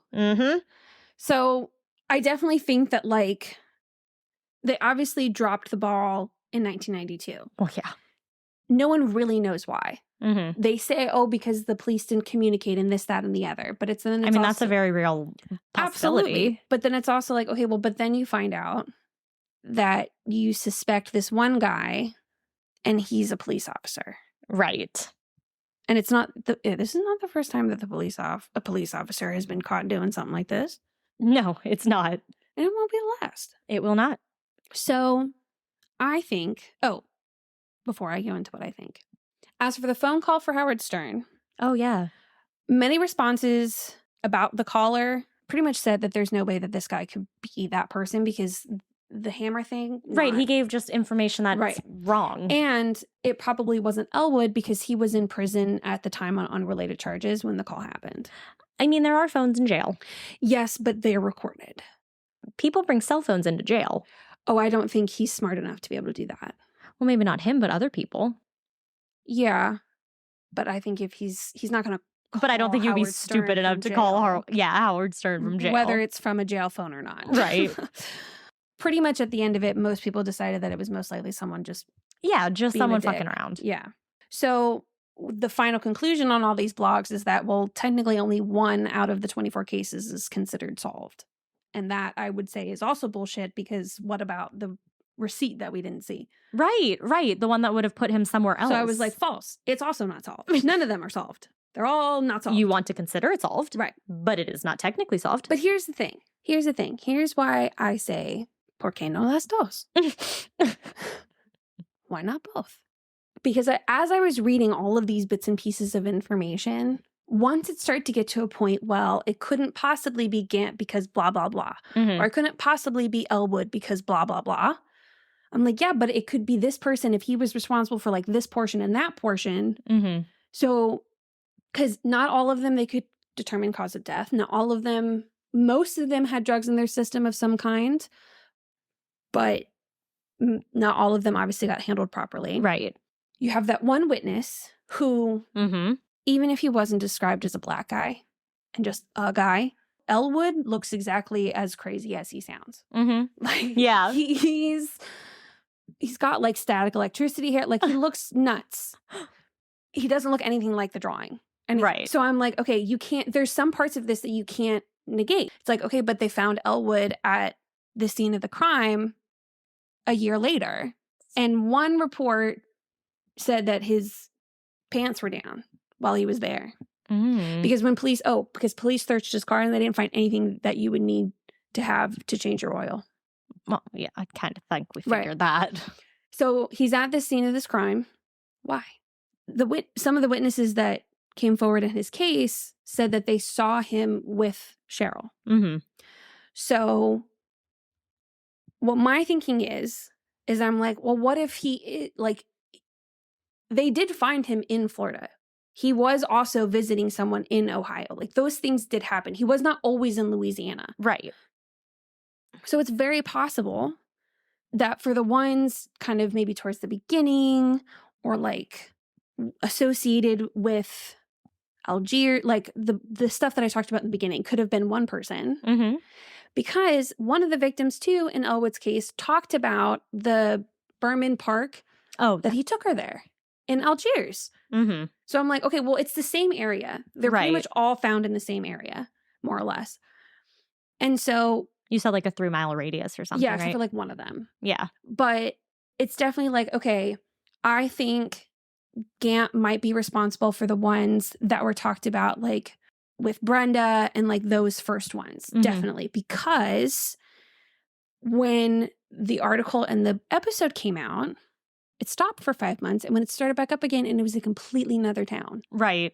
They had no idea that these 7 other, 3, 4, whatever other murders were connected at all. Mm-hmm.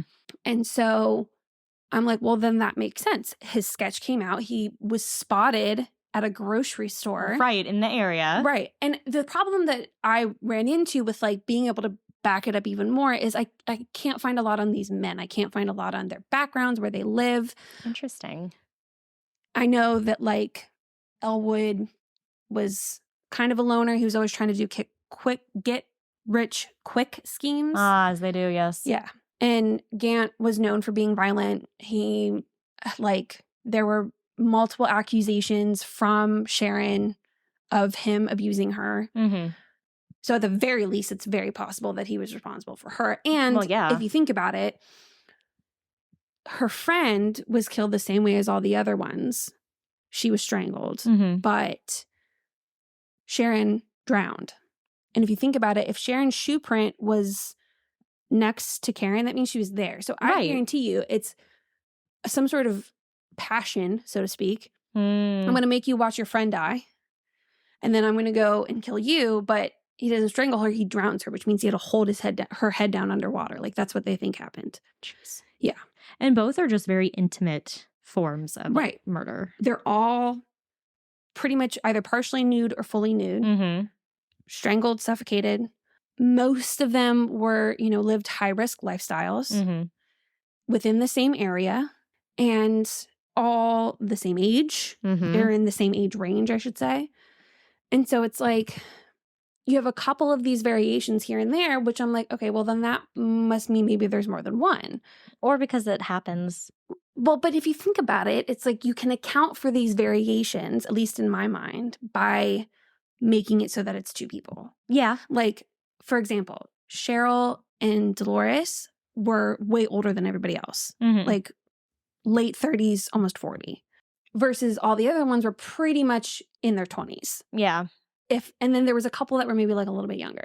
But did they still fit into the whole like sex work lifestyle?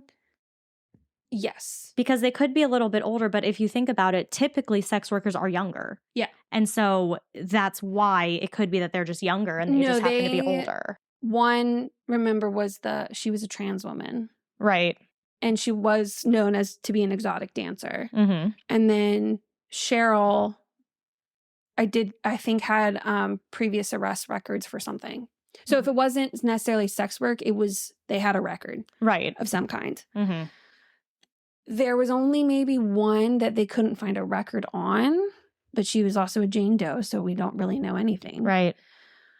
And there's so many Jane Does, and there's so many undetermined cause of deaths. Yeah.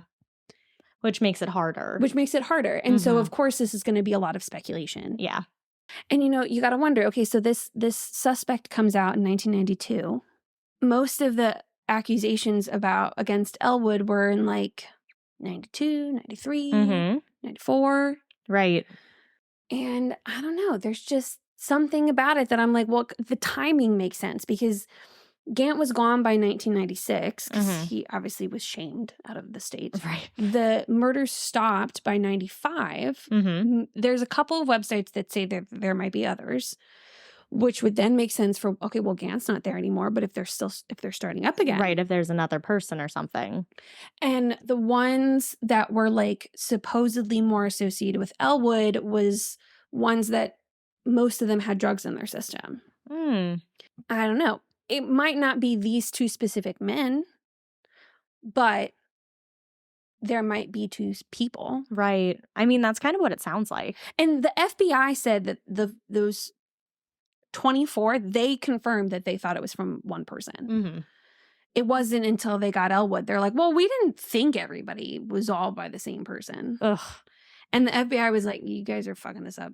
I gotta go. Right. And you guys are screwing this up way too much. You're not listening. So listen, Linda, listen. Yeah. But I think that there's a very good case for why there could be two. Yeah, I think so too. And there's a whole thing on the FBI website about serial killers. I was reading it. And one of the myths is that like they don't want to get caught, but they get so cocky and confident that they don't put as much time and care into making sure they don't get caught. Right, because they think like, well, I've gotten away with it this much so far. So I'm so much smarter than the cops, like they're never going to get me. Or he killed them thinking that they would be tied to the serial killer that was running amok. And then he got, because I've seen that in a couple episodes too, where like they do it kind of at the same time. Yeah. Or like the person will kill one person but make it look like it's random to cover up the fact that they wanted this person dead. Oh. Yeah. So that's what I also thought when I came to this.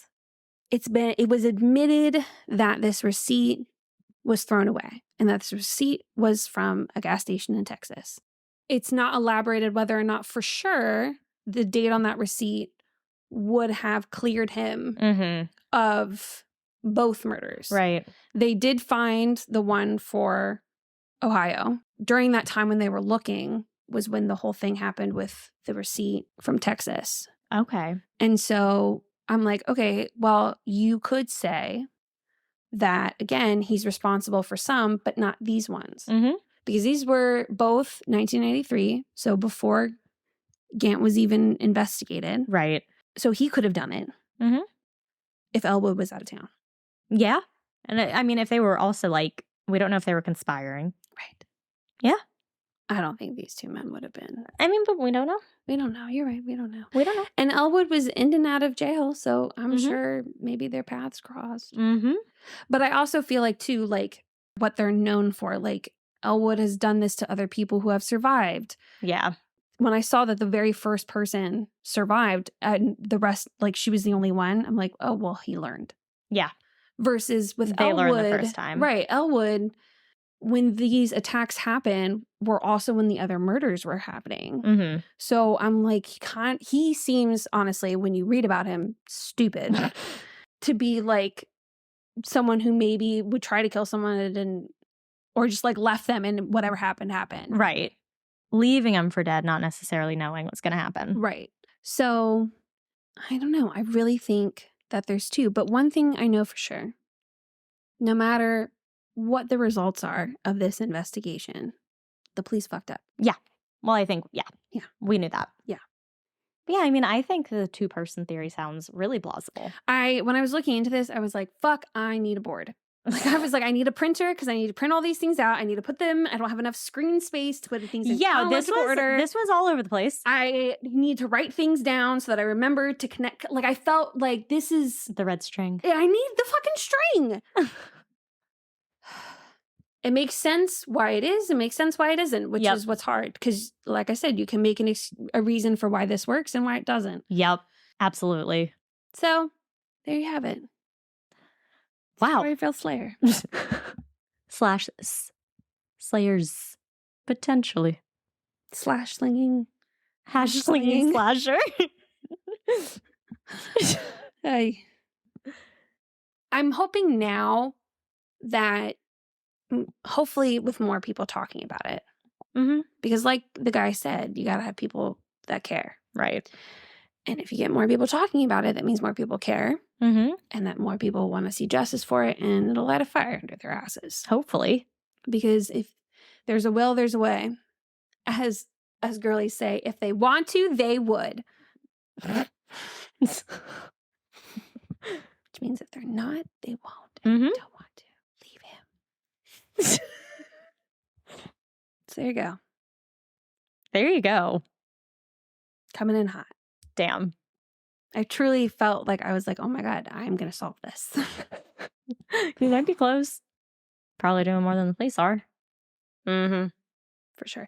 And the thing is, too, is like, who knows what kind of evidence was or was not collected. Right. Wow, well, good job. Thank you. Very sad, but good job. Yeah. But hey, you know what? You know how I do. Marginalized group. Mm-hmm. Like the super. Yeah. Needs attention. You can't even say it was half-assed, because half-assed would be more than what they're doing. Yeah.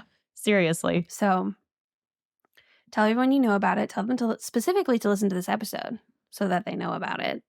Yeah, and so it can get a little bit more attention. Mm-hmm. And people who are able to sleuth better than me. Who have gotten past those paywalls.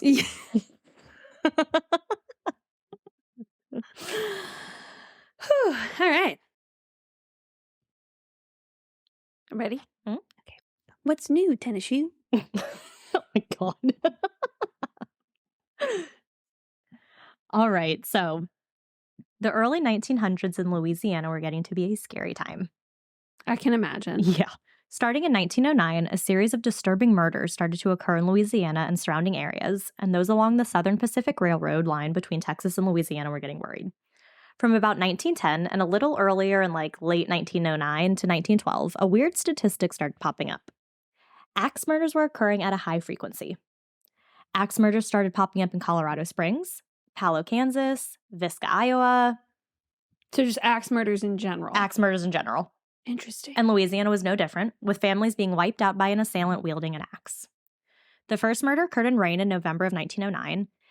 Edna Opelousas and her 3 children were found murdered. They had been decapitated and dismembered. Then, not long after, in January of 1911, quote, the most brutal murder in the history of this section was uncovered by authorities in West Crowley, a poorer part of town. Yeah, in this section. Because this section... They can't even say the state, the town, just this little square section right here. This section. But it was a poorer part of town. So that's why. Officials received an urgent phone call from neighbors of 605 Western Avenue, and Officer Ballou was sent to the scene. These names. Walter Byers, his wife, and their young son were all found dead. They were found in bed with their skulls split open by what appeared to be an axe. Mm-hmm. Oh yeah, this gets a little graphic, so I'll throw that out there. Thanks.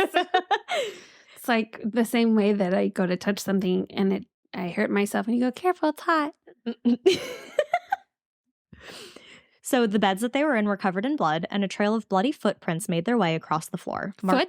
Footprints. Not shoe. Footprints, shoe prints, I don't know. There's a difference. The internet said footprints.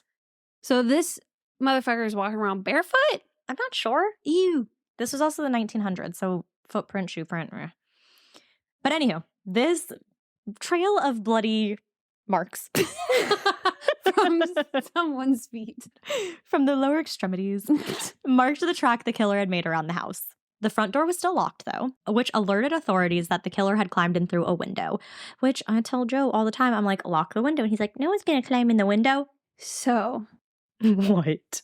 I get nervous, and it was worse when I was a child, and I didn't know that I was prone to nervousness. I thought everyone was like that. But everyone was just constantly panicking all the time. Turns out, no. But one time when I was younger, probably like middle school, upper elementary, something like that. It was one of those days where it was not warm enough to like turn on the AC, but not hot enough to turn on the heat. Cold enough to turn on the heat. Yeah, that too. Yeah. She wanted me to open the windows. Yeah, no. I was fucking terrified. But really why I didn't want to open the windows, especially at night, was because I knew that those fucking birds were going to wake me up in the morning. Oh, God, yeah. And look, I was already just about had it with your fucking house. I had parakeets. I either had to sleep in the basement with the deer heads or the living room with the parakeets or Lauren's bedroom floor. Yeah. Because I had a twin bed for quite a while. Yeah. I didn't like the windows being open because I was scared people would crawl in. Well, that too. I didn't like it open overnight. Like that freaked me out. Even someone somehow managing to climb into the window from my bedroom where it was. But fine. I had it open and I kept hearing this tapping sound. I was freaking out. I like went into a full-blown fucking panic. I was imagining someone trying to push a ladder up onto the house. Freaking out. Made my mom let me sleep with her in her bed. Even though her windows were also open. And making the same noise. What was the noise? It was the blind pulley thingy that was tapping against the... Oh my gosh. But she had already fallen asleep when I figured that out, so I did not admit that to her. Then I was like, wait a minute, the same noise is happening in here. They moved the ladder so quickly. But yeah, so killer climbed in through a window. We don't like windows open. Yeah, no. There's reasons. Yep. So in the room, the killer had left a bucket of blood in one corner. Ew. And the still bloody murder weapon, an axe, was propped up against the bucket. So typically crimes Did that it like clean up? No, just did it, caught everything other than when it was like on the bed, but caught most of it in this bucket, used the bloody weapon so and put it he up there. came prepared to clean up. Or like to like... Yeah, I'm not sure if he brought the bucket because I did read that, like, as I said, there are axes. They always seem to be axes that the family had owned. Oh. Yeah. Interesting. Yeah. Which I guess axes were like a really hot commodity at this time. I mean, most of those people are probably building their own house. It was 1900. Yeah. 1909. Well, at this point, 1911. And like Louisiana too? Yeah. So typically crimes in a poor town wouldn't have been looked into because crimes happened here all the time. And in these areas, it's just unsafe. Right. But the brutality of these crimes... God forbid we make any changes to fix that. Right, exactly. But the brutality of these crimes garnered a lot of attention. Quote, brained with axe. Yeah, was how one source went on to describe the most recent murder. Ew. I know. Then just 1 month later, on February 25th, 1911, another family from Lafayette was murdered in their cabin in the same way as the Byers family. The 4 bodies of the Andrus family members were found in the morning on February 25th at 7 a.m. by the matriarch of the house's brother, Lesame Felix. The police walked in to see the brutal scene. It appeared as if the bodies had been posed. Mimi Andrus and her husband Alexander were both propped on their knees with Mimi's arm draped over her husband's shoulder. It appeared as if they were praying. Their 2 children, Joachim and Agnes, were on the bed in front of them, the sheets underneath stained red. When they were found, the bodies were still slightly warm, allowing Deputy Coroner Clark to place their times of death around midnight. The kitchen door was determined to be the killer's point of entry and exit. At this time, police, specifically Sheriff Louis Lacoste, began to suspect that this was, quote, the work of the same terrible monster. So kind of unlike yours, where there could potentially be 2, they believe this was all one person. Well, they thought it was all one person at first until they found this other guy. And then all of a sudden it's... And then, of course, it's 2. We never thought that there was just one. It was always we thought there was 2. Yeah. So for this one, they think it is all one, though. Okay. All because of the similar MO. Killing families using the sharp end of an axe. Right. Because some of the other axe murders that had been happening around the country, they had used the dull part of the axe, so the back part of it, to like kind of knock the person more as like a blunt instrument. Yeah. This person was using the sharp end of it. The police were actually doing all they could to try and find this monster. So it was after this murder and around this time that a suspect and lead finally came up. That person was Garcon Godfrey, an escaped patient from a nearby asylum. Ooh. He had escaped from an asylum only 30 miles away from Lafayette. No, just kidding. He had escaped from an asylum only 80 miles from Lafayette. Only. Yeah. He was picked up, brought in, and questioned. He was unable to be connected to the murders, though, as his whereabouts the night of everything that happened had been accounted for. Oh. He was then returned back to the asylum. So police are back to ground zero, back to the drawing board, no suspect. But the murders kept coming because just a month later in San Antonio, yes, Texas. Alfred and Elizabeth Castaway, along with their 3 children, were also brutally murdered. So this one was slightly different from the others because it occurred in Texas. But up to this point, all of the victims had been black. Oh. Miss Castaway was white. Oh. So detectives started to wonder if the root of these crimes came from the killer's hatred towards mixed race couples. Oh, were all of them mixed race couples? No. Oh. Which I'm like, I know. I said that too. I said, literally, I wrote, though the other families murdered hadn't been mixed race, but you know. Like, it's like, okay, you see one crime, so you're like, oh, it's the hatred toward mixed race couples. It's like, but none of the other couples were. Yeah, because they're not going to say it's against black people. Right. Right. Wow, look at us with a similar victim type. I know. As you were saying yourself, I was like, underrepresented community, especially, oh, good Lord, in Louisiana. Yep. New Orleans is one thing, and that's already hit or miss. The rest of the state of Louisiana. God. And in the early 1900s. Oh, like, my God. Oh. So thankfully, still the police were taking this very seriously, and they had a whole investigation going. It wasn't as easy as they had hoped, though, because the investigation started with some bad leads, some false starts, some wrong suspects who didn't amount to anything. But then an anonymous tip came to the police. A woman, Diana, had confided in a friend that the man she was having an affair with might have a connection to the murders. This confession came after the woman and her boyfriend had had a fight. So she gets in a fight with the man she's having an affair with, and then goes and tells a friend, hey, I think he's connected to the murders. One of these things just doesn't belong here.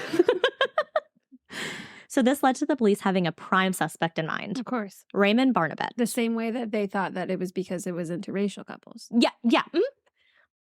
So who is Raymond? Who is the Barnabet family? Who is he? Natalie Porter and Raymond Barnabet were the parents of Clementine and Zephyrine. Clementine had been... I know. Clementine had been born in 1894 in St. Martinville. Not so much is known about Zephyrine, though, so assumes around the same time because they're siblings. Then in 1909, the family moved to Lafayette, Louisiana. The family didn't live well. They had moved into a poorer neighborhood as they didn't really have much money. Raymond was a sharecropper, which isn't a very profitable job. So what that means is they farm and they give a share of their crops to like whoever's farm they're renting from can sell the rest. So it's not a very profitable thing. So in order to have more money for the family, he had resorted to being a petty thief, often stealing money and other things that the family would need, but also like not just what they would need, just kind of like he enjoyed doing this. Which kind of goes to show that he wasn't a great father or a great man. No. He had a long rap sheet of crimes and a violent temper. He would usually turn that anger of his towards his family, usually resulting in physical violence and abuse. He also was reportedly unfaithful to his wife, Nina, on way more than one occasion. Tends to be shocked. Remember, had the mistress. Oh, right. The mistress had turned him in ding, ding, ding. after they had gotten into a fight. Okay, maybe the mistress was not far off. Right. Maybe she wasn't just resentful. Yeah. Maybe she had a point. So growing up in this house with this father, kind of this awful family life, they weren't happy. It was not a peaceful home. Right. But the one place that the family did find peace and solace was at the church. Okay. Known as the Church of Sacrifice. Oh. Some called it church, like its members. Others looking on from the outside called it a cult. But it provided... Tomato, really. Right, at this point. It provided equal opportunities to both its male and female members. Love it. Having about an equal number of each, so they're very equal opportunity. And with these being equal opportunities and everything, the family was able to really get involved with the church. Love it. With Clementine even earning a leadership position at the age of only 17. Okay. So that's the Barnabet family. That's Raymond. That's who our suspect is. Any mention more on the sacrifice part, or are we just gonna... We'll get there. Okay, we'll get there. Don't you worry. Cool. So he was arrested, and in October of 1911, he went to the trial for the crimes. His children, Clementine and Zephyrine, and his wife, Nina, all testified against him. Oh. So really good, strong family. So in Clementine's testimony, she recalled a night when her father returned home late, covered in blood, and he was mad. He was spewing off threats at every single one of them. When Zephyrine took the stand, he corroborated what his sister had said, adding that his father then had bragged about how he had, quote, killed the whole damn Andrews family. Remember, early 1900s here. I mean, look, if you have an opportunity, I don't blame you for taking it. Yup. I mean, kind of going along with this, so both Clementine and Zephyrin finished their testimonies by saying that their own lives would be in grave danger if Raymond remained free. They're probably not wrong. They're not wrong. So, like I said, you have an opportunity. I get why you're going to take it. They told the court that Raymond was a violent man, often beating his wife Nina, their mother, as well as them. Then Nina was up. She denied seeing any bloody clothing that night, like Clementine had said. But she did say that Raymond had threatened to kill her just a month earlier. So he's just not... No, he's not a good guy. Not looking good. He was found guilty and was sentenced to death by hanging. Oh. He was scheduled to have another trial, though, because the first one had to be thrown out, as he was drunk during the first one. So they're like, that wasn't a fair trial for you. We have to do it when you're sober. Took us the whole trial to figure that out. So I guess if you don't like the outcome of your trial, just say you were drunk, get a new one. No, don't do that. And this is where these weird laws start to come. Right. Exactly. You start to understand why they're there. Yeah.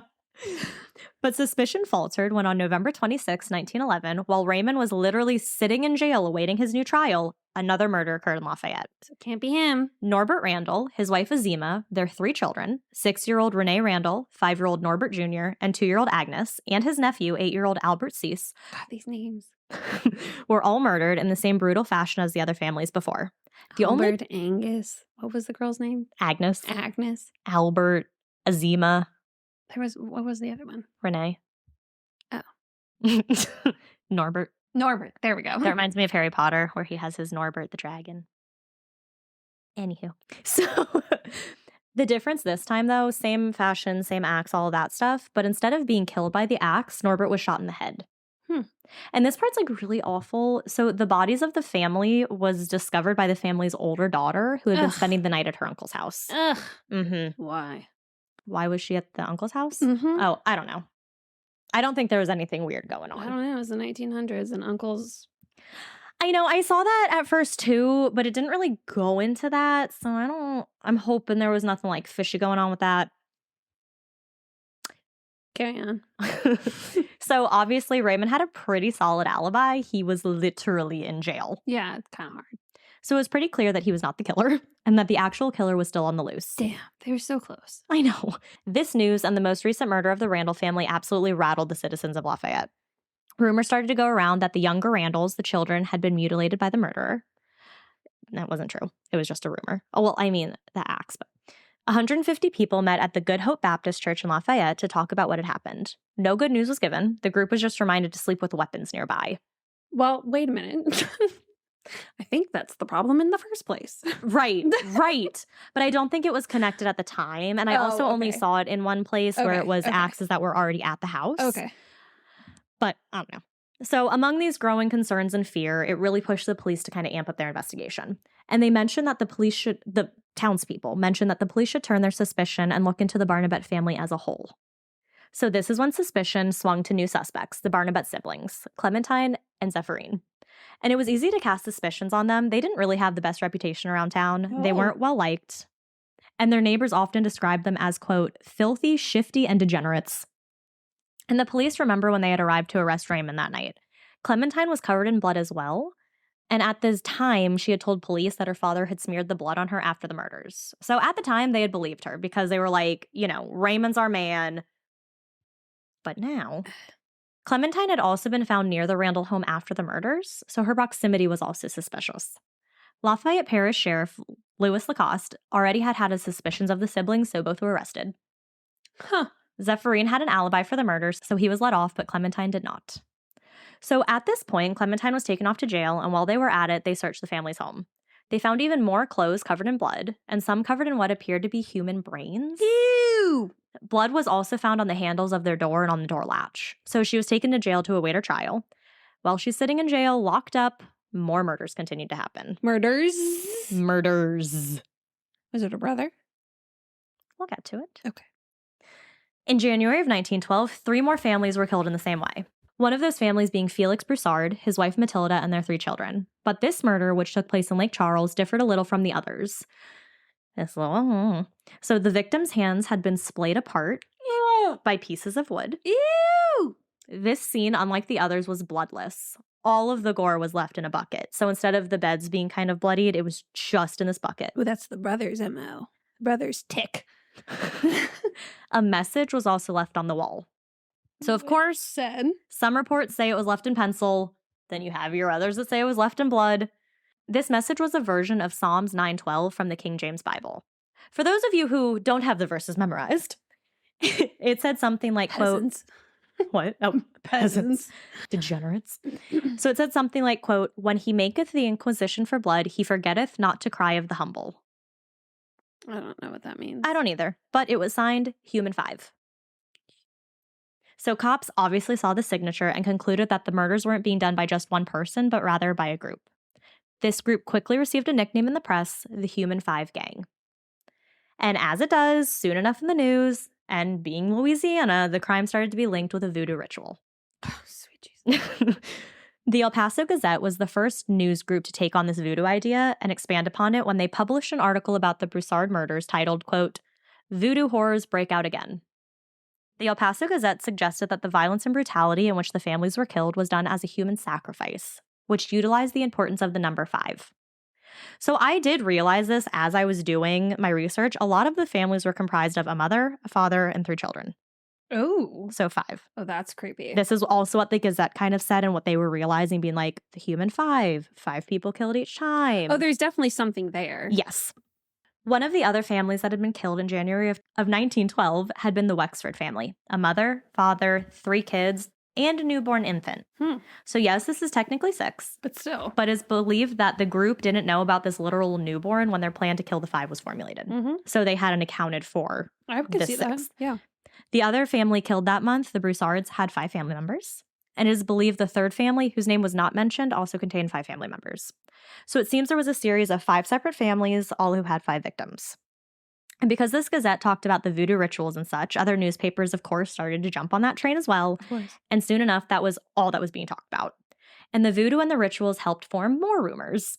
Rumors that started to connect all of this to Clementine and the church she attended, the Church of Sacrifice. Yeah, she really doesn't got a lot going for her at this point. Those rumors also said that Clementine was actually the leader of this cult/church, and that the church as a whole was led by Reverend King Harris, a Pentecostal revival preacher. Okay. So the Pentecostal one, I think, are the ones who like speak in tongues and like, aren't they the ones who do things with snakes? No idea. I don't know. So he's too many of them at this point. Yeah. So he supposedly had a small congregation connected to the Christ Sanctified Holy Church. Okay. So he had kind of these 2 churches. It is being said that the church believed that one could obtain riches and wealth all through human sacrifice. So I took a little look into religious sacrifice because why not? So Encyclopedia Britannica defines sacrifice as, quote, an act of offering objects to a divinity, thereby making them holy. The motivation for sacrifices is to perpetuate, intensify, or reestablish a connection between the human and the divine. It is often intended to gain the favor of the god or to placate divine wrath. Placate? The term has come to be applied specifically to blood sacrifice, which entails the death or destruction of the thing sacrificed. See human sacrifice. The sacrifice of fruits, flowers, or crops. Bloodless sacrifice is more often referred to as an offering. Okay, got it. I was just about to ask. Yeah, so it is believed by them that a person could become immortal by sacrificing another human. And much of the sacrifices, they said, were inspired by Old Testament sacrifices. So the Old Testament. So naturally, I looked into these sacrifices. I'm telling you, I, very interested, went down a little hole. That's what I'm here for. I love it. Let's go. So I got this information from BibleHistory.com. Great. So there are 5 Levitical offerings. Mm-hmm. I assume, right? I assume, yeah, that's like, yeah. And somewhere in there too that also says why Jews can't be pierced or have tattoos. Looks at Mackenzie. Looks at my mother. Looks at both of you. Look, my grandfather was cremated. You definitely can't do that. Like, that is definitely against the rules. You're supposed to go up to heaven whole. Yeah, because isn't it like when everyone comes back down, you need a body to get back into? Yeah, like when my grandma was really sick and they had to amputate the bottom part of her leg, her surgeon was Jewish. And so he made, I don't know, there was something that he had done, a prayer, whatever it was, so that Wow. the leg is with her. Wow. Yeah. That's why we have to look at, we got like a quick turnaround for our funerals. You got 24 hours and bam, in the ground. Yeah, Grandpa was cremated. Wow. So there you go. So I talked about some of the offerings and sacrifices talked about in the Bible because they're saying they got this all from like Old Testament. So first we have the burnt offering. Mhm. So this is a sacrifice that is completely burnt, where the fire will consume the whole sacrifice. Okay. So this was always an animal. Like Okay. always you're burning an animal. Mhm. A long process that I didn't go into. Meal offerings. This was an offering of a meal or vegetables in addition to the animals. Okay. You have your peace offerings, a meal shared with the Lord, the priests, and sometimes the common Israelites. Okay. Yes, a lot of Israelite talk here. Well, the Old Testament is. Yes. Yeah. Exactly. Mhm. That's why. Yeah. So this is very closely compared to the burnt offering because it's a meal that's kind of had, Mhm. well, in a way, because the burnt offering, you're not eating any of it. Which would make sense why Jewish people have specific foods for specific days. Yeah. Yeah. Then there's the trespass offering. This is an offering of money for sins of ignorance connected with fraud. Okay. Very specific. Mhm. And then the sin offering. Mm. So this was really an offering of animals and dealt with the animal's blood being used in different ways. Okay. So like being sprinkled off the finger of the high priest onto the altar, or sometimes just being poured onto the altar. But all of the way that the blood was used in very specific ways. Okay. And how it was used would be dependent on what you're asking for. Pretty much. And this one was more, the sin offering was more, it would encompass the whole group. So the priest would kind of do it as a Okay. way to like Okay. forgive everyone for their sins, not a Oh, specific okay. individual person. Got it. Okay. So this was sin forgiving, not sin creating. Right. Oh. Yes. So it's sin creating. I was like, wow. Yeah, so it's a way you to can ask for those? Damn. Y'all are really cheating the system here. So no, it's a way to like Well, ask for your this forgiveness. Angel gave it to me. Right. I got a free pass. I gotta do it.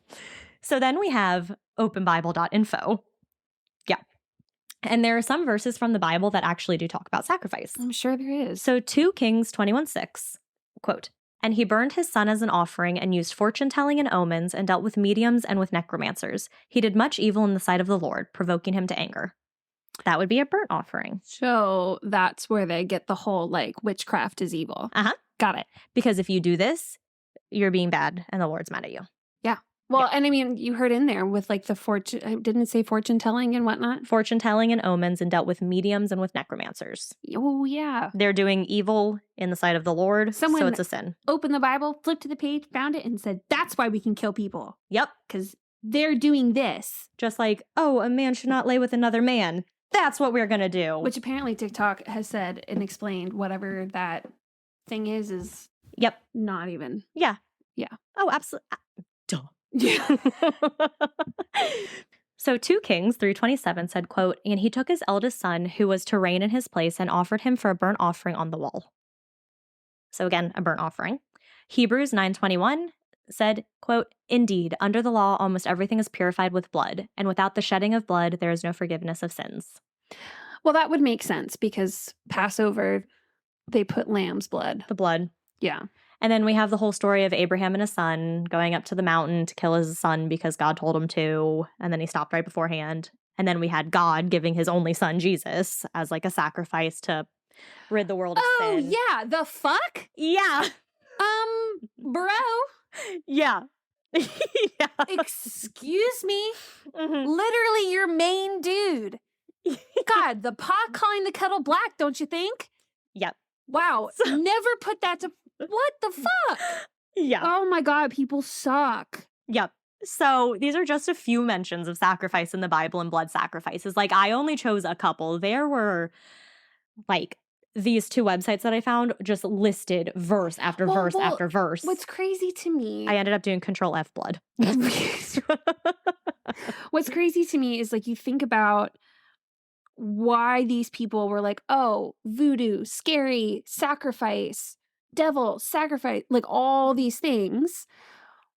When it's like there are points in your own story. But theirs isn't the bad one, Mackenzie. But you have no proof that the other ones are doing the bad. I know. You're just saying they are. I know. Yeah. Yes, could someone do it? Absolutely. But not every person. So, of course, You know how this... frustrating it is to be literally preaching to the choir? I know. I'm like, I'm yelling at somebody who agrees with me. Oh, my mom, grandma, and I will start talking about an issue. We all have the exact same views, and we're all yelling at each other with the same argument. And like, we're all like, exactly. And another thing. And then we're all like, preaching to the choir. We understand. My dad, sometimes if I get really heated, he has to look and be like, I agree with you. Right. I'm like, I know. That's what's so frustrating. I know. It's like, you just You're rile each other already up. on my side. You think the correct way. I don't know how anyone can think differently from me, but whatever. Beats me. So of course, this Reverend Harris was taken in for investigation. Although you do think that doctors aren't scientists, so I could see where we're not going to go into that right now, Megan. Might be questionable. I agree with you on everything else, so calling my judgment questionable. I know, right? Literally, it's that one. I know everything else. I'm like, I'm here for it. It's like you have like a comparison, like all the things they agree with, and it's like going on and on. One. Are doctors scientists? Question mark. See, everyone is divided on that. Oh my God. It's honestly surprising how I know. I didn't realize that this was such a divided issue. I didn't either. Until I started asking my friends, one was like, no, they're not doctors. And was like, well, actually, yeah, they could be. Okay, but you probably went into it with the same way that I did, thinking, oh, they're definitely going to agree with me because obviously. Right. And then when they don't, I'm like, well, I don't like your opinion. Wait a minute. I'm like, I think you're wrong. How about the other people? Like, there have been people in the same room where one person said one thing and the other person said something else. And I said, no fucking help. I was in a group chat and half of the group chat was like, yeah, they are. And the other half was like, no, they're not. One was right in the middle. She said, if they're still doing scientific research, then yes. But if they're not, then no. And same with some of my friends. I would ask, be like, what do you guys think? Some yes, some no. Yeah. It was like not helpful. Very 50-50 split. So back to this story. Anyway. So, like I said, Harris was taken in for investigation because he's like the leader. So obviously he would be. Sure. He claimed that he had never heard of a church of sacrifice. He also said that he was appalled to hear that people thought his sermons could have inspired such horrific crimes. I mean, so he was cleared of any and all suspicion. So why was it called this church of sacrifice? He just wasn't part of it. That's what the church that like the family was part of. And Clementine was the one who said, oh, Reverend is like the leader of this. Oh. But he wasn't. No. Clementine's real sus. She is very sus. She's a little. Mm-hmm. Mm-hmm. So on February 19th, 1912, the bodies of Hattie Dove and her 3 children. I was gonna say. Hattie Dove and her 3 children were found in their shack on the bed, piled almost naked. Each had been killed with an axe. But in this case, it was clear that Dove had put up a fight as there were definite signs of a struggle around the shack. Mm-hmm. So kind of different from how the other ones were. And what's her name is in jail at this point, right? Literally. So we have Clementine in jail, but the murders are still happening. Her brother. On April 5th, 1912, after claiming multiple times that she was innocent. I could see you and Jared being like a murderous duo. I'd be the like level-headed one though, and I'd be like, Jared, don't do that. Oh yeah, he would definitely go to jail first. Oh, yeah. Yeah, he would definitely be caught first. And then 100%. It would be found that I was the mastermind. Absolutely. Yeah. Yeah, for sure. Love you. So, listens to these. What? I said, like, he listens to these. No, he just recommends it to everyone he talks to. And I'm like, thank you. You know what? It's better than nothing. I'm like, you don't listen, but you tell people, so thank you. I'll take it.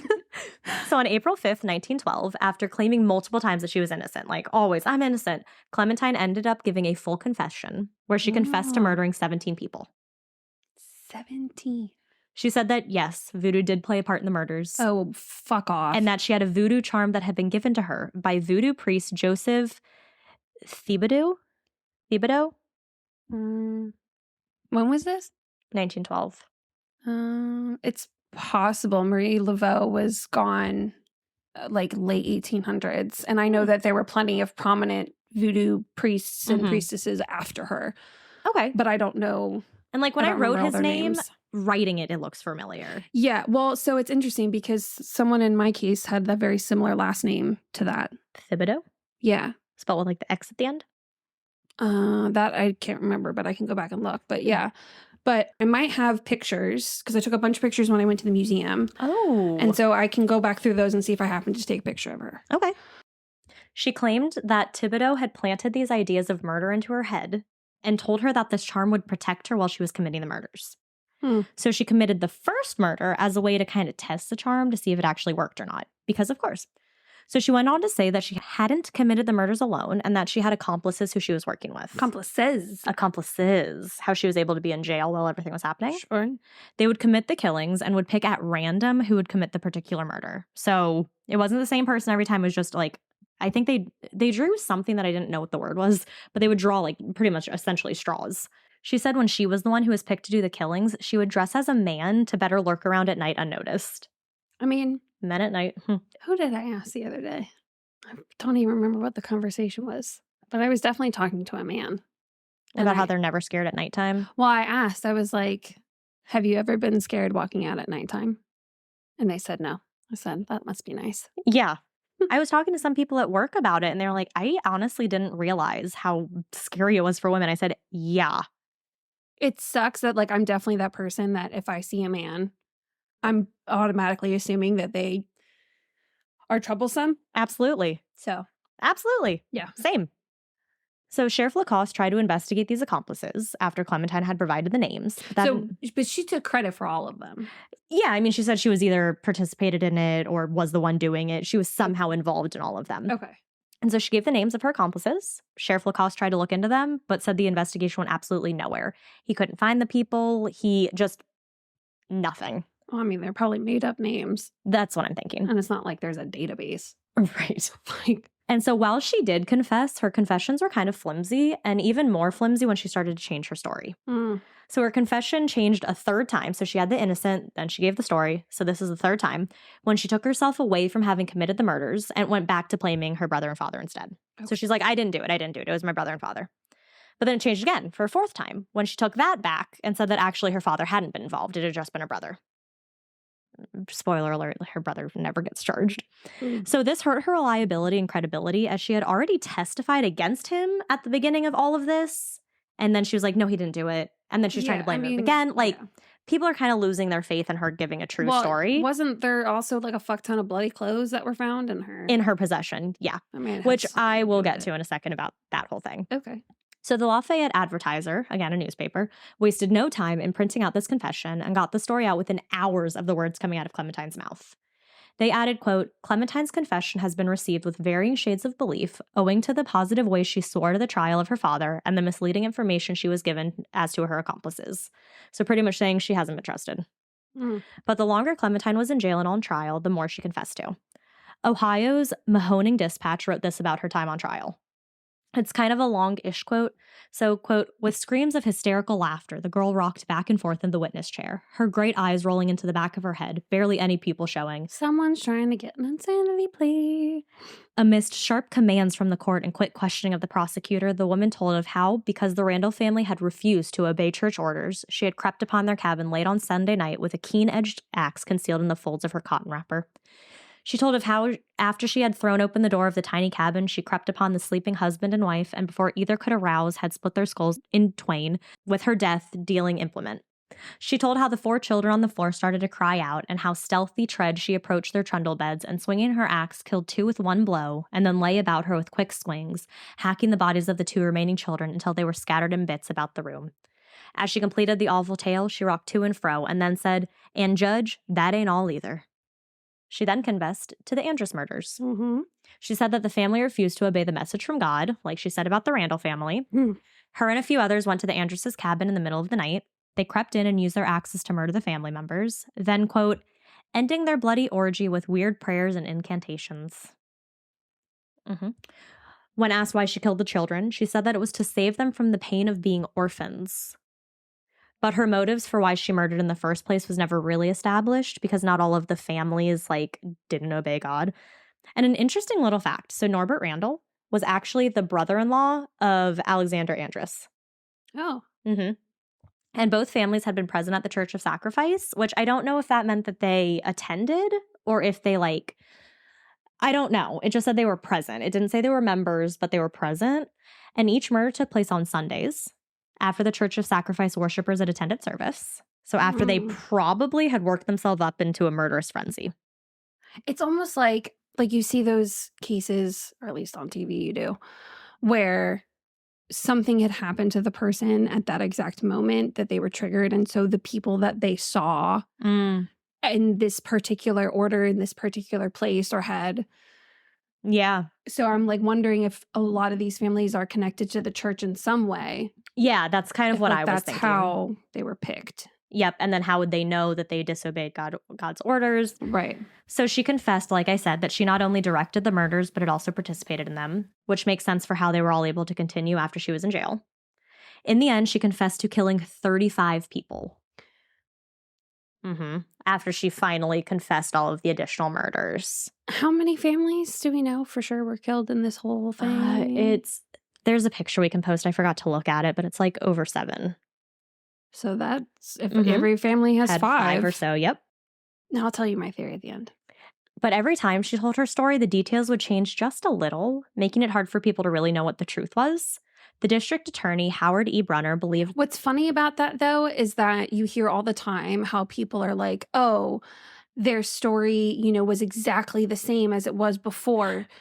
Guilty. Right. And I was like, their story changed. Guilty. Right. I was like, so if they're not precise every time, they're lying and they can't keep track of it. But if they're too precise, then they're lying and they formed the story. Right. Yeah. Cool. So District Court Attorney Howard E. Brunner believed that some of the murders had been copycat murders and hadn't actually been committed by the Human 5 group. But he believed that Clementine was guilty of everything she confessed to. So he believes that there were murders. She confessed to certain ones, but he believes there were other ones. He called her a moral pervert. He said that Clementine had even confessed to caressing the corpses after she had killed them, with no regards to gender or age. Going out with a bang. She had said, quote, "I am the woman of the sacrifice sect. I killed them all, men, women, and babies, and I hugged the dead bodies to my heart." District Attorney Howard Brunner officially filed charges against Clementine on April 14th, 1912 for those 35 murders that she confessed to. I just think about like how something like that in this time would have been taken and you would have been like, oh my God, they're trying to get an insanity plea. But then they're like, oh my God, this person is evil and like actually worshiping this whatever. Right. Which very well may be the case and she could be faking it to get an insanity plea. Both are plausible, but it's different. It's interesting the conclusions that we jump to. Yeah. In the different times. Yeah. So she's in jail. The charges filed against her. But in May of 1912, another murder took place in Glidden, Texas. So she's taking responsibility for the ones in Louisiana and Texas or just Texas? I think all of them. Okay. So this new one was Ellen Monroe, her lover Lyle Funankun, and Ellen's 4 children. So this is a family of 6. They were all murdered while they were asleep in the same way that all of... Technically, it's a family of 5. 4 children, lover, and Ellen. Right, but a lover is not part of the family. That's true.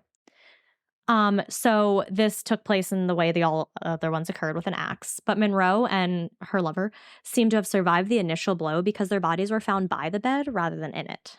Oh. Their bodies were found at 7 a.m. the next morning by Monroe's 5th child, who had been living with her grandmother at the time. Less sketchy than an uncle. Sheriff Bruce Mays immediately took this one on and went to the crime scene with his pack of bloodhounds and started to trace the tracks of the killer. It brought him to the house of Jim Fields. Who's that? The very morning of the murder, Fields had washed his shoes and bought a train ticket to take him from Glidden to Flatonia, Texas. His jacket was speckled with blood, and he was carrying a suspicious quantity of cash. His clean boots matched the boot print that had been at the crime scene, but somehow his charges were dismissed. Sweet Jesus. Literally nothing else about him. It's like the claw game where you can see it. It's being lifted up, and then it just drops. This murder was followed by yet another murder of a family in Hampstead. The names of those 3 victims are unknown. Is that in Texas? See, I typed in Hampstead and it said New York, but I don't think that's right. There's probably a lot of Hampsteads. That's what I'm thinking. So I don't know if it was Texas or Louisiana. So no one was ever found in connection to those, and Clementine remained in jail throughout all of it. She obviously went to trial, and her attorneys tried to claim many different things. So there was evidence against her, that's very clear. Her team tried to explain away the blood that had been found on her clothes, kind of like what you said. So they were trying to say that a policeman had gathered everything together, allowing blood to be transferred onto her clothing. So that's why it was there. Okay. But when that one was kind of shaky, they said that the blood could also have been from her having her period. And she was so young, so she didn't really understand what was happening to her. And she all over her clothes? Right. They were men, weren't they? Ding, ding. But in the end, ultimately, they tried to claim insanity for Clementine. See, the thing with the first one, with the transferring of blood, given the time and how new and little people knew about investigating, yeah, and how to handle evidence, That one is not as completely far-fetched to me as it would have been like if that had been said today. The period one, no, stop it. No, yeah. Stop it. There's not. If you have that much blood coming out of your vagina, you're dying. You need to go call 911 immediately because that is not normal. Was there 911 in 1900s? No, probably not. Yeah. I don't think it got it. We've looked this up before. I think it was like the 70s. We have looked this up before. We have. It was recent. April 16th, 1968. Oh, it was close. Yeah, no, you were. It was not close to this time. No. So she was evaluated and phones were definitely around long before 911 came. Yeah, they were. So she was evaluated by doctors and was determined mentally stable. So she stood trial and was sentenced to life in prison at the young age of only 19. She was sentenced to the Louisiana Penitentiary or the Angola State Penitentiary, differing reports. But on July 31st, 1913, she tried to escape. She actually made it out, but was recaptured that same day. She never tried again, and from then on, she was a model prisoner. But at some point while in prison, she received a procedure. It was never listed or explained what this procedure was. Furthermore, it was said that this procedure had restored her to a normal condition. So it immediately made me think of a lobotomy. Oh. But the first reported one was performed in 1935. That would this check was out, in though. Well, this was in 1913. So if the first one was performed in 1935, it wouldn't have been around when she got this procedure. Oh, you mean the first lobotomy? I thought you meant her first lobotomy. No, the first lobotomy ever was in 1935. Recorded. Yes, recorded by that Portuguese guy. Yeah. But just like the last one was. Right. Yeah. But so they don't believe it was a lobotomy. But my first thought was that's how they would calm people. So maybe they did something else up there. And you got to wonder too, like, you always got to think about the difference between this is when the first one was reported. Right. Does that necessarily mean that's when the first one happened? Mm-hmm. Hard to say. Right. So just 10 years into her life sentence, so at the age of 29, she was released on good behavior. Following her release, there were no known accounts as to where Clementine went. So fast forward, Dr. Jeff Anderson, a history professor at the University of Louisiana Monroe, looked into this case all these many, many years later. He believes that either Clementine or someone in her house was responsible for a majority of the murders, so kind of what you said with potentially the brother. But he believes that her confessions were so all over the place that there is no way that she was able to commit all of them. I have a theory. What is your theory? My theory is, especially if it's a family of 5, the moment you kill the first person, the second person's going to wake up. You might be able to get to the second person before they go and run for the kids. Well, because they always do the parents first. Well, right. But you can't do them at the same time. Well, what's one of them? She said, like, we killed him at the same time or. Which is what, just listen. Okay. Which is why one singular, it's like with the whole gun argument we had before. You can't shoot 3 guns. One person can't shoot 3 guns. Right. And so the kids are going to wake up and hear the commotion going on. And maybe if they're young enough, they might not run because they might be too scared. But if they're a bit older. Yeah. And so my theory is that, yeah, the whole fucking family was involved. Like the whole family. But maybe all had different roles. Yeah. Because you have to have more than one person if you're going to kill the parents at the same time. So then you can go get the kids caught off guard. Right. Because they would wake up. Yeah. And especially in houses back then, they might have all been sharing a room. Yeah, in the same room. No, that's a very good theory. But yeah, so he believes that, it was definitely her or others in her house who all did it together. And you got to wonder then if maybe it was like, oh, mom and brother are going to go out tonight. Yeah. Then that's why she wouldn't have the knowledge necessarily. Or why she also wouldn't have the accomplices. Because the accomplices were her family. Look at us. Sleuths over Although her family's not quite as loyal to her because they're really quick to turn against each other. Yes, they are. Absolutely. Like even her brother and her mom turning against the dad. Yep. Going against the dad. And then she even threw her brother under the bus.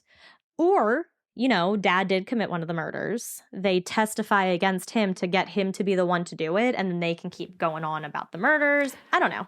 But see, then I think, okay, if they wanted dad, like it sounded purposefully, like words are hard.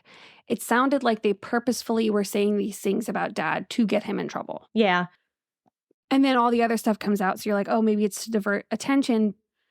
But here's my thinking. If that was their goal, was to get dad in trouble, would they really have been stupid enough to go kill somebody else while he was in jail? Apparently. So I will end you on this wild story. Okay. As if the rest was calm and well-natured. So in 1985, a young woman who went by the online name of Voodoo Gal 11 from Louisiana was visiting her 103-year-old great-grandma. Her great-grandma told her the whole story of Clementine Barnabet. Okay. Sadly, later that year, the grandmother passed away and passed down a younger portrait of herself to her great-granddaughter. That woman in the painting was a match to a newspaper photo of Clementine Barnabet. Wait. The grandmother passed down a photo of herself when she was younger to her great-granddaughter. That younger photo of her was a match to a newspaper photo of Clementine Barnabet, meaning this grandma was Clementine Barnabet. So she got married and had kids.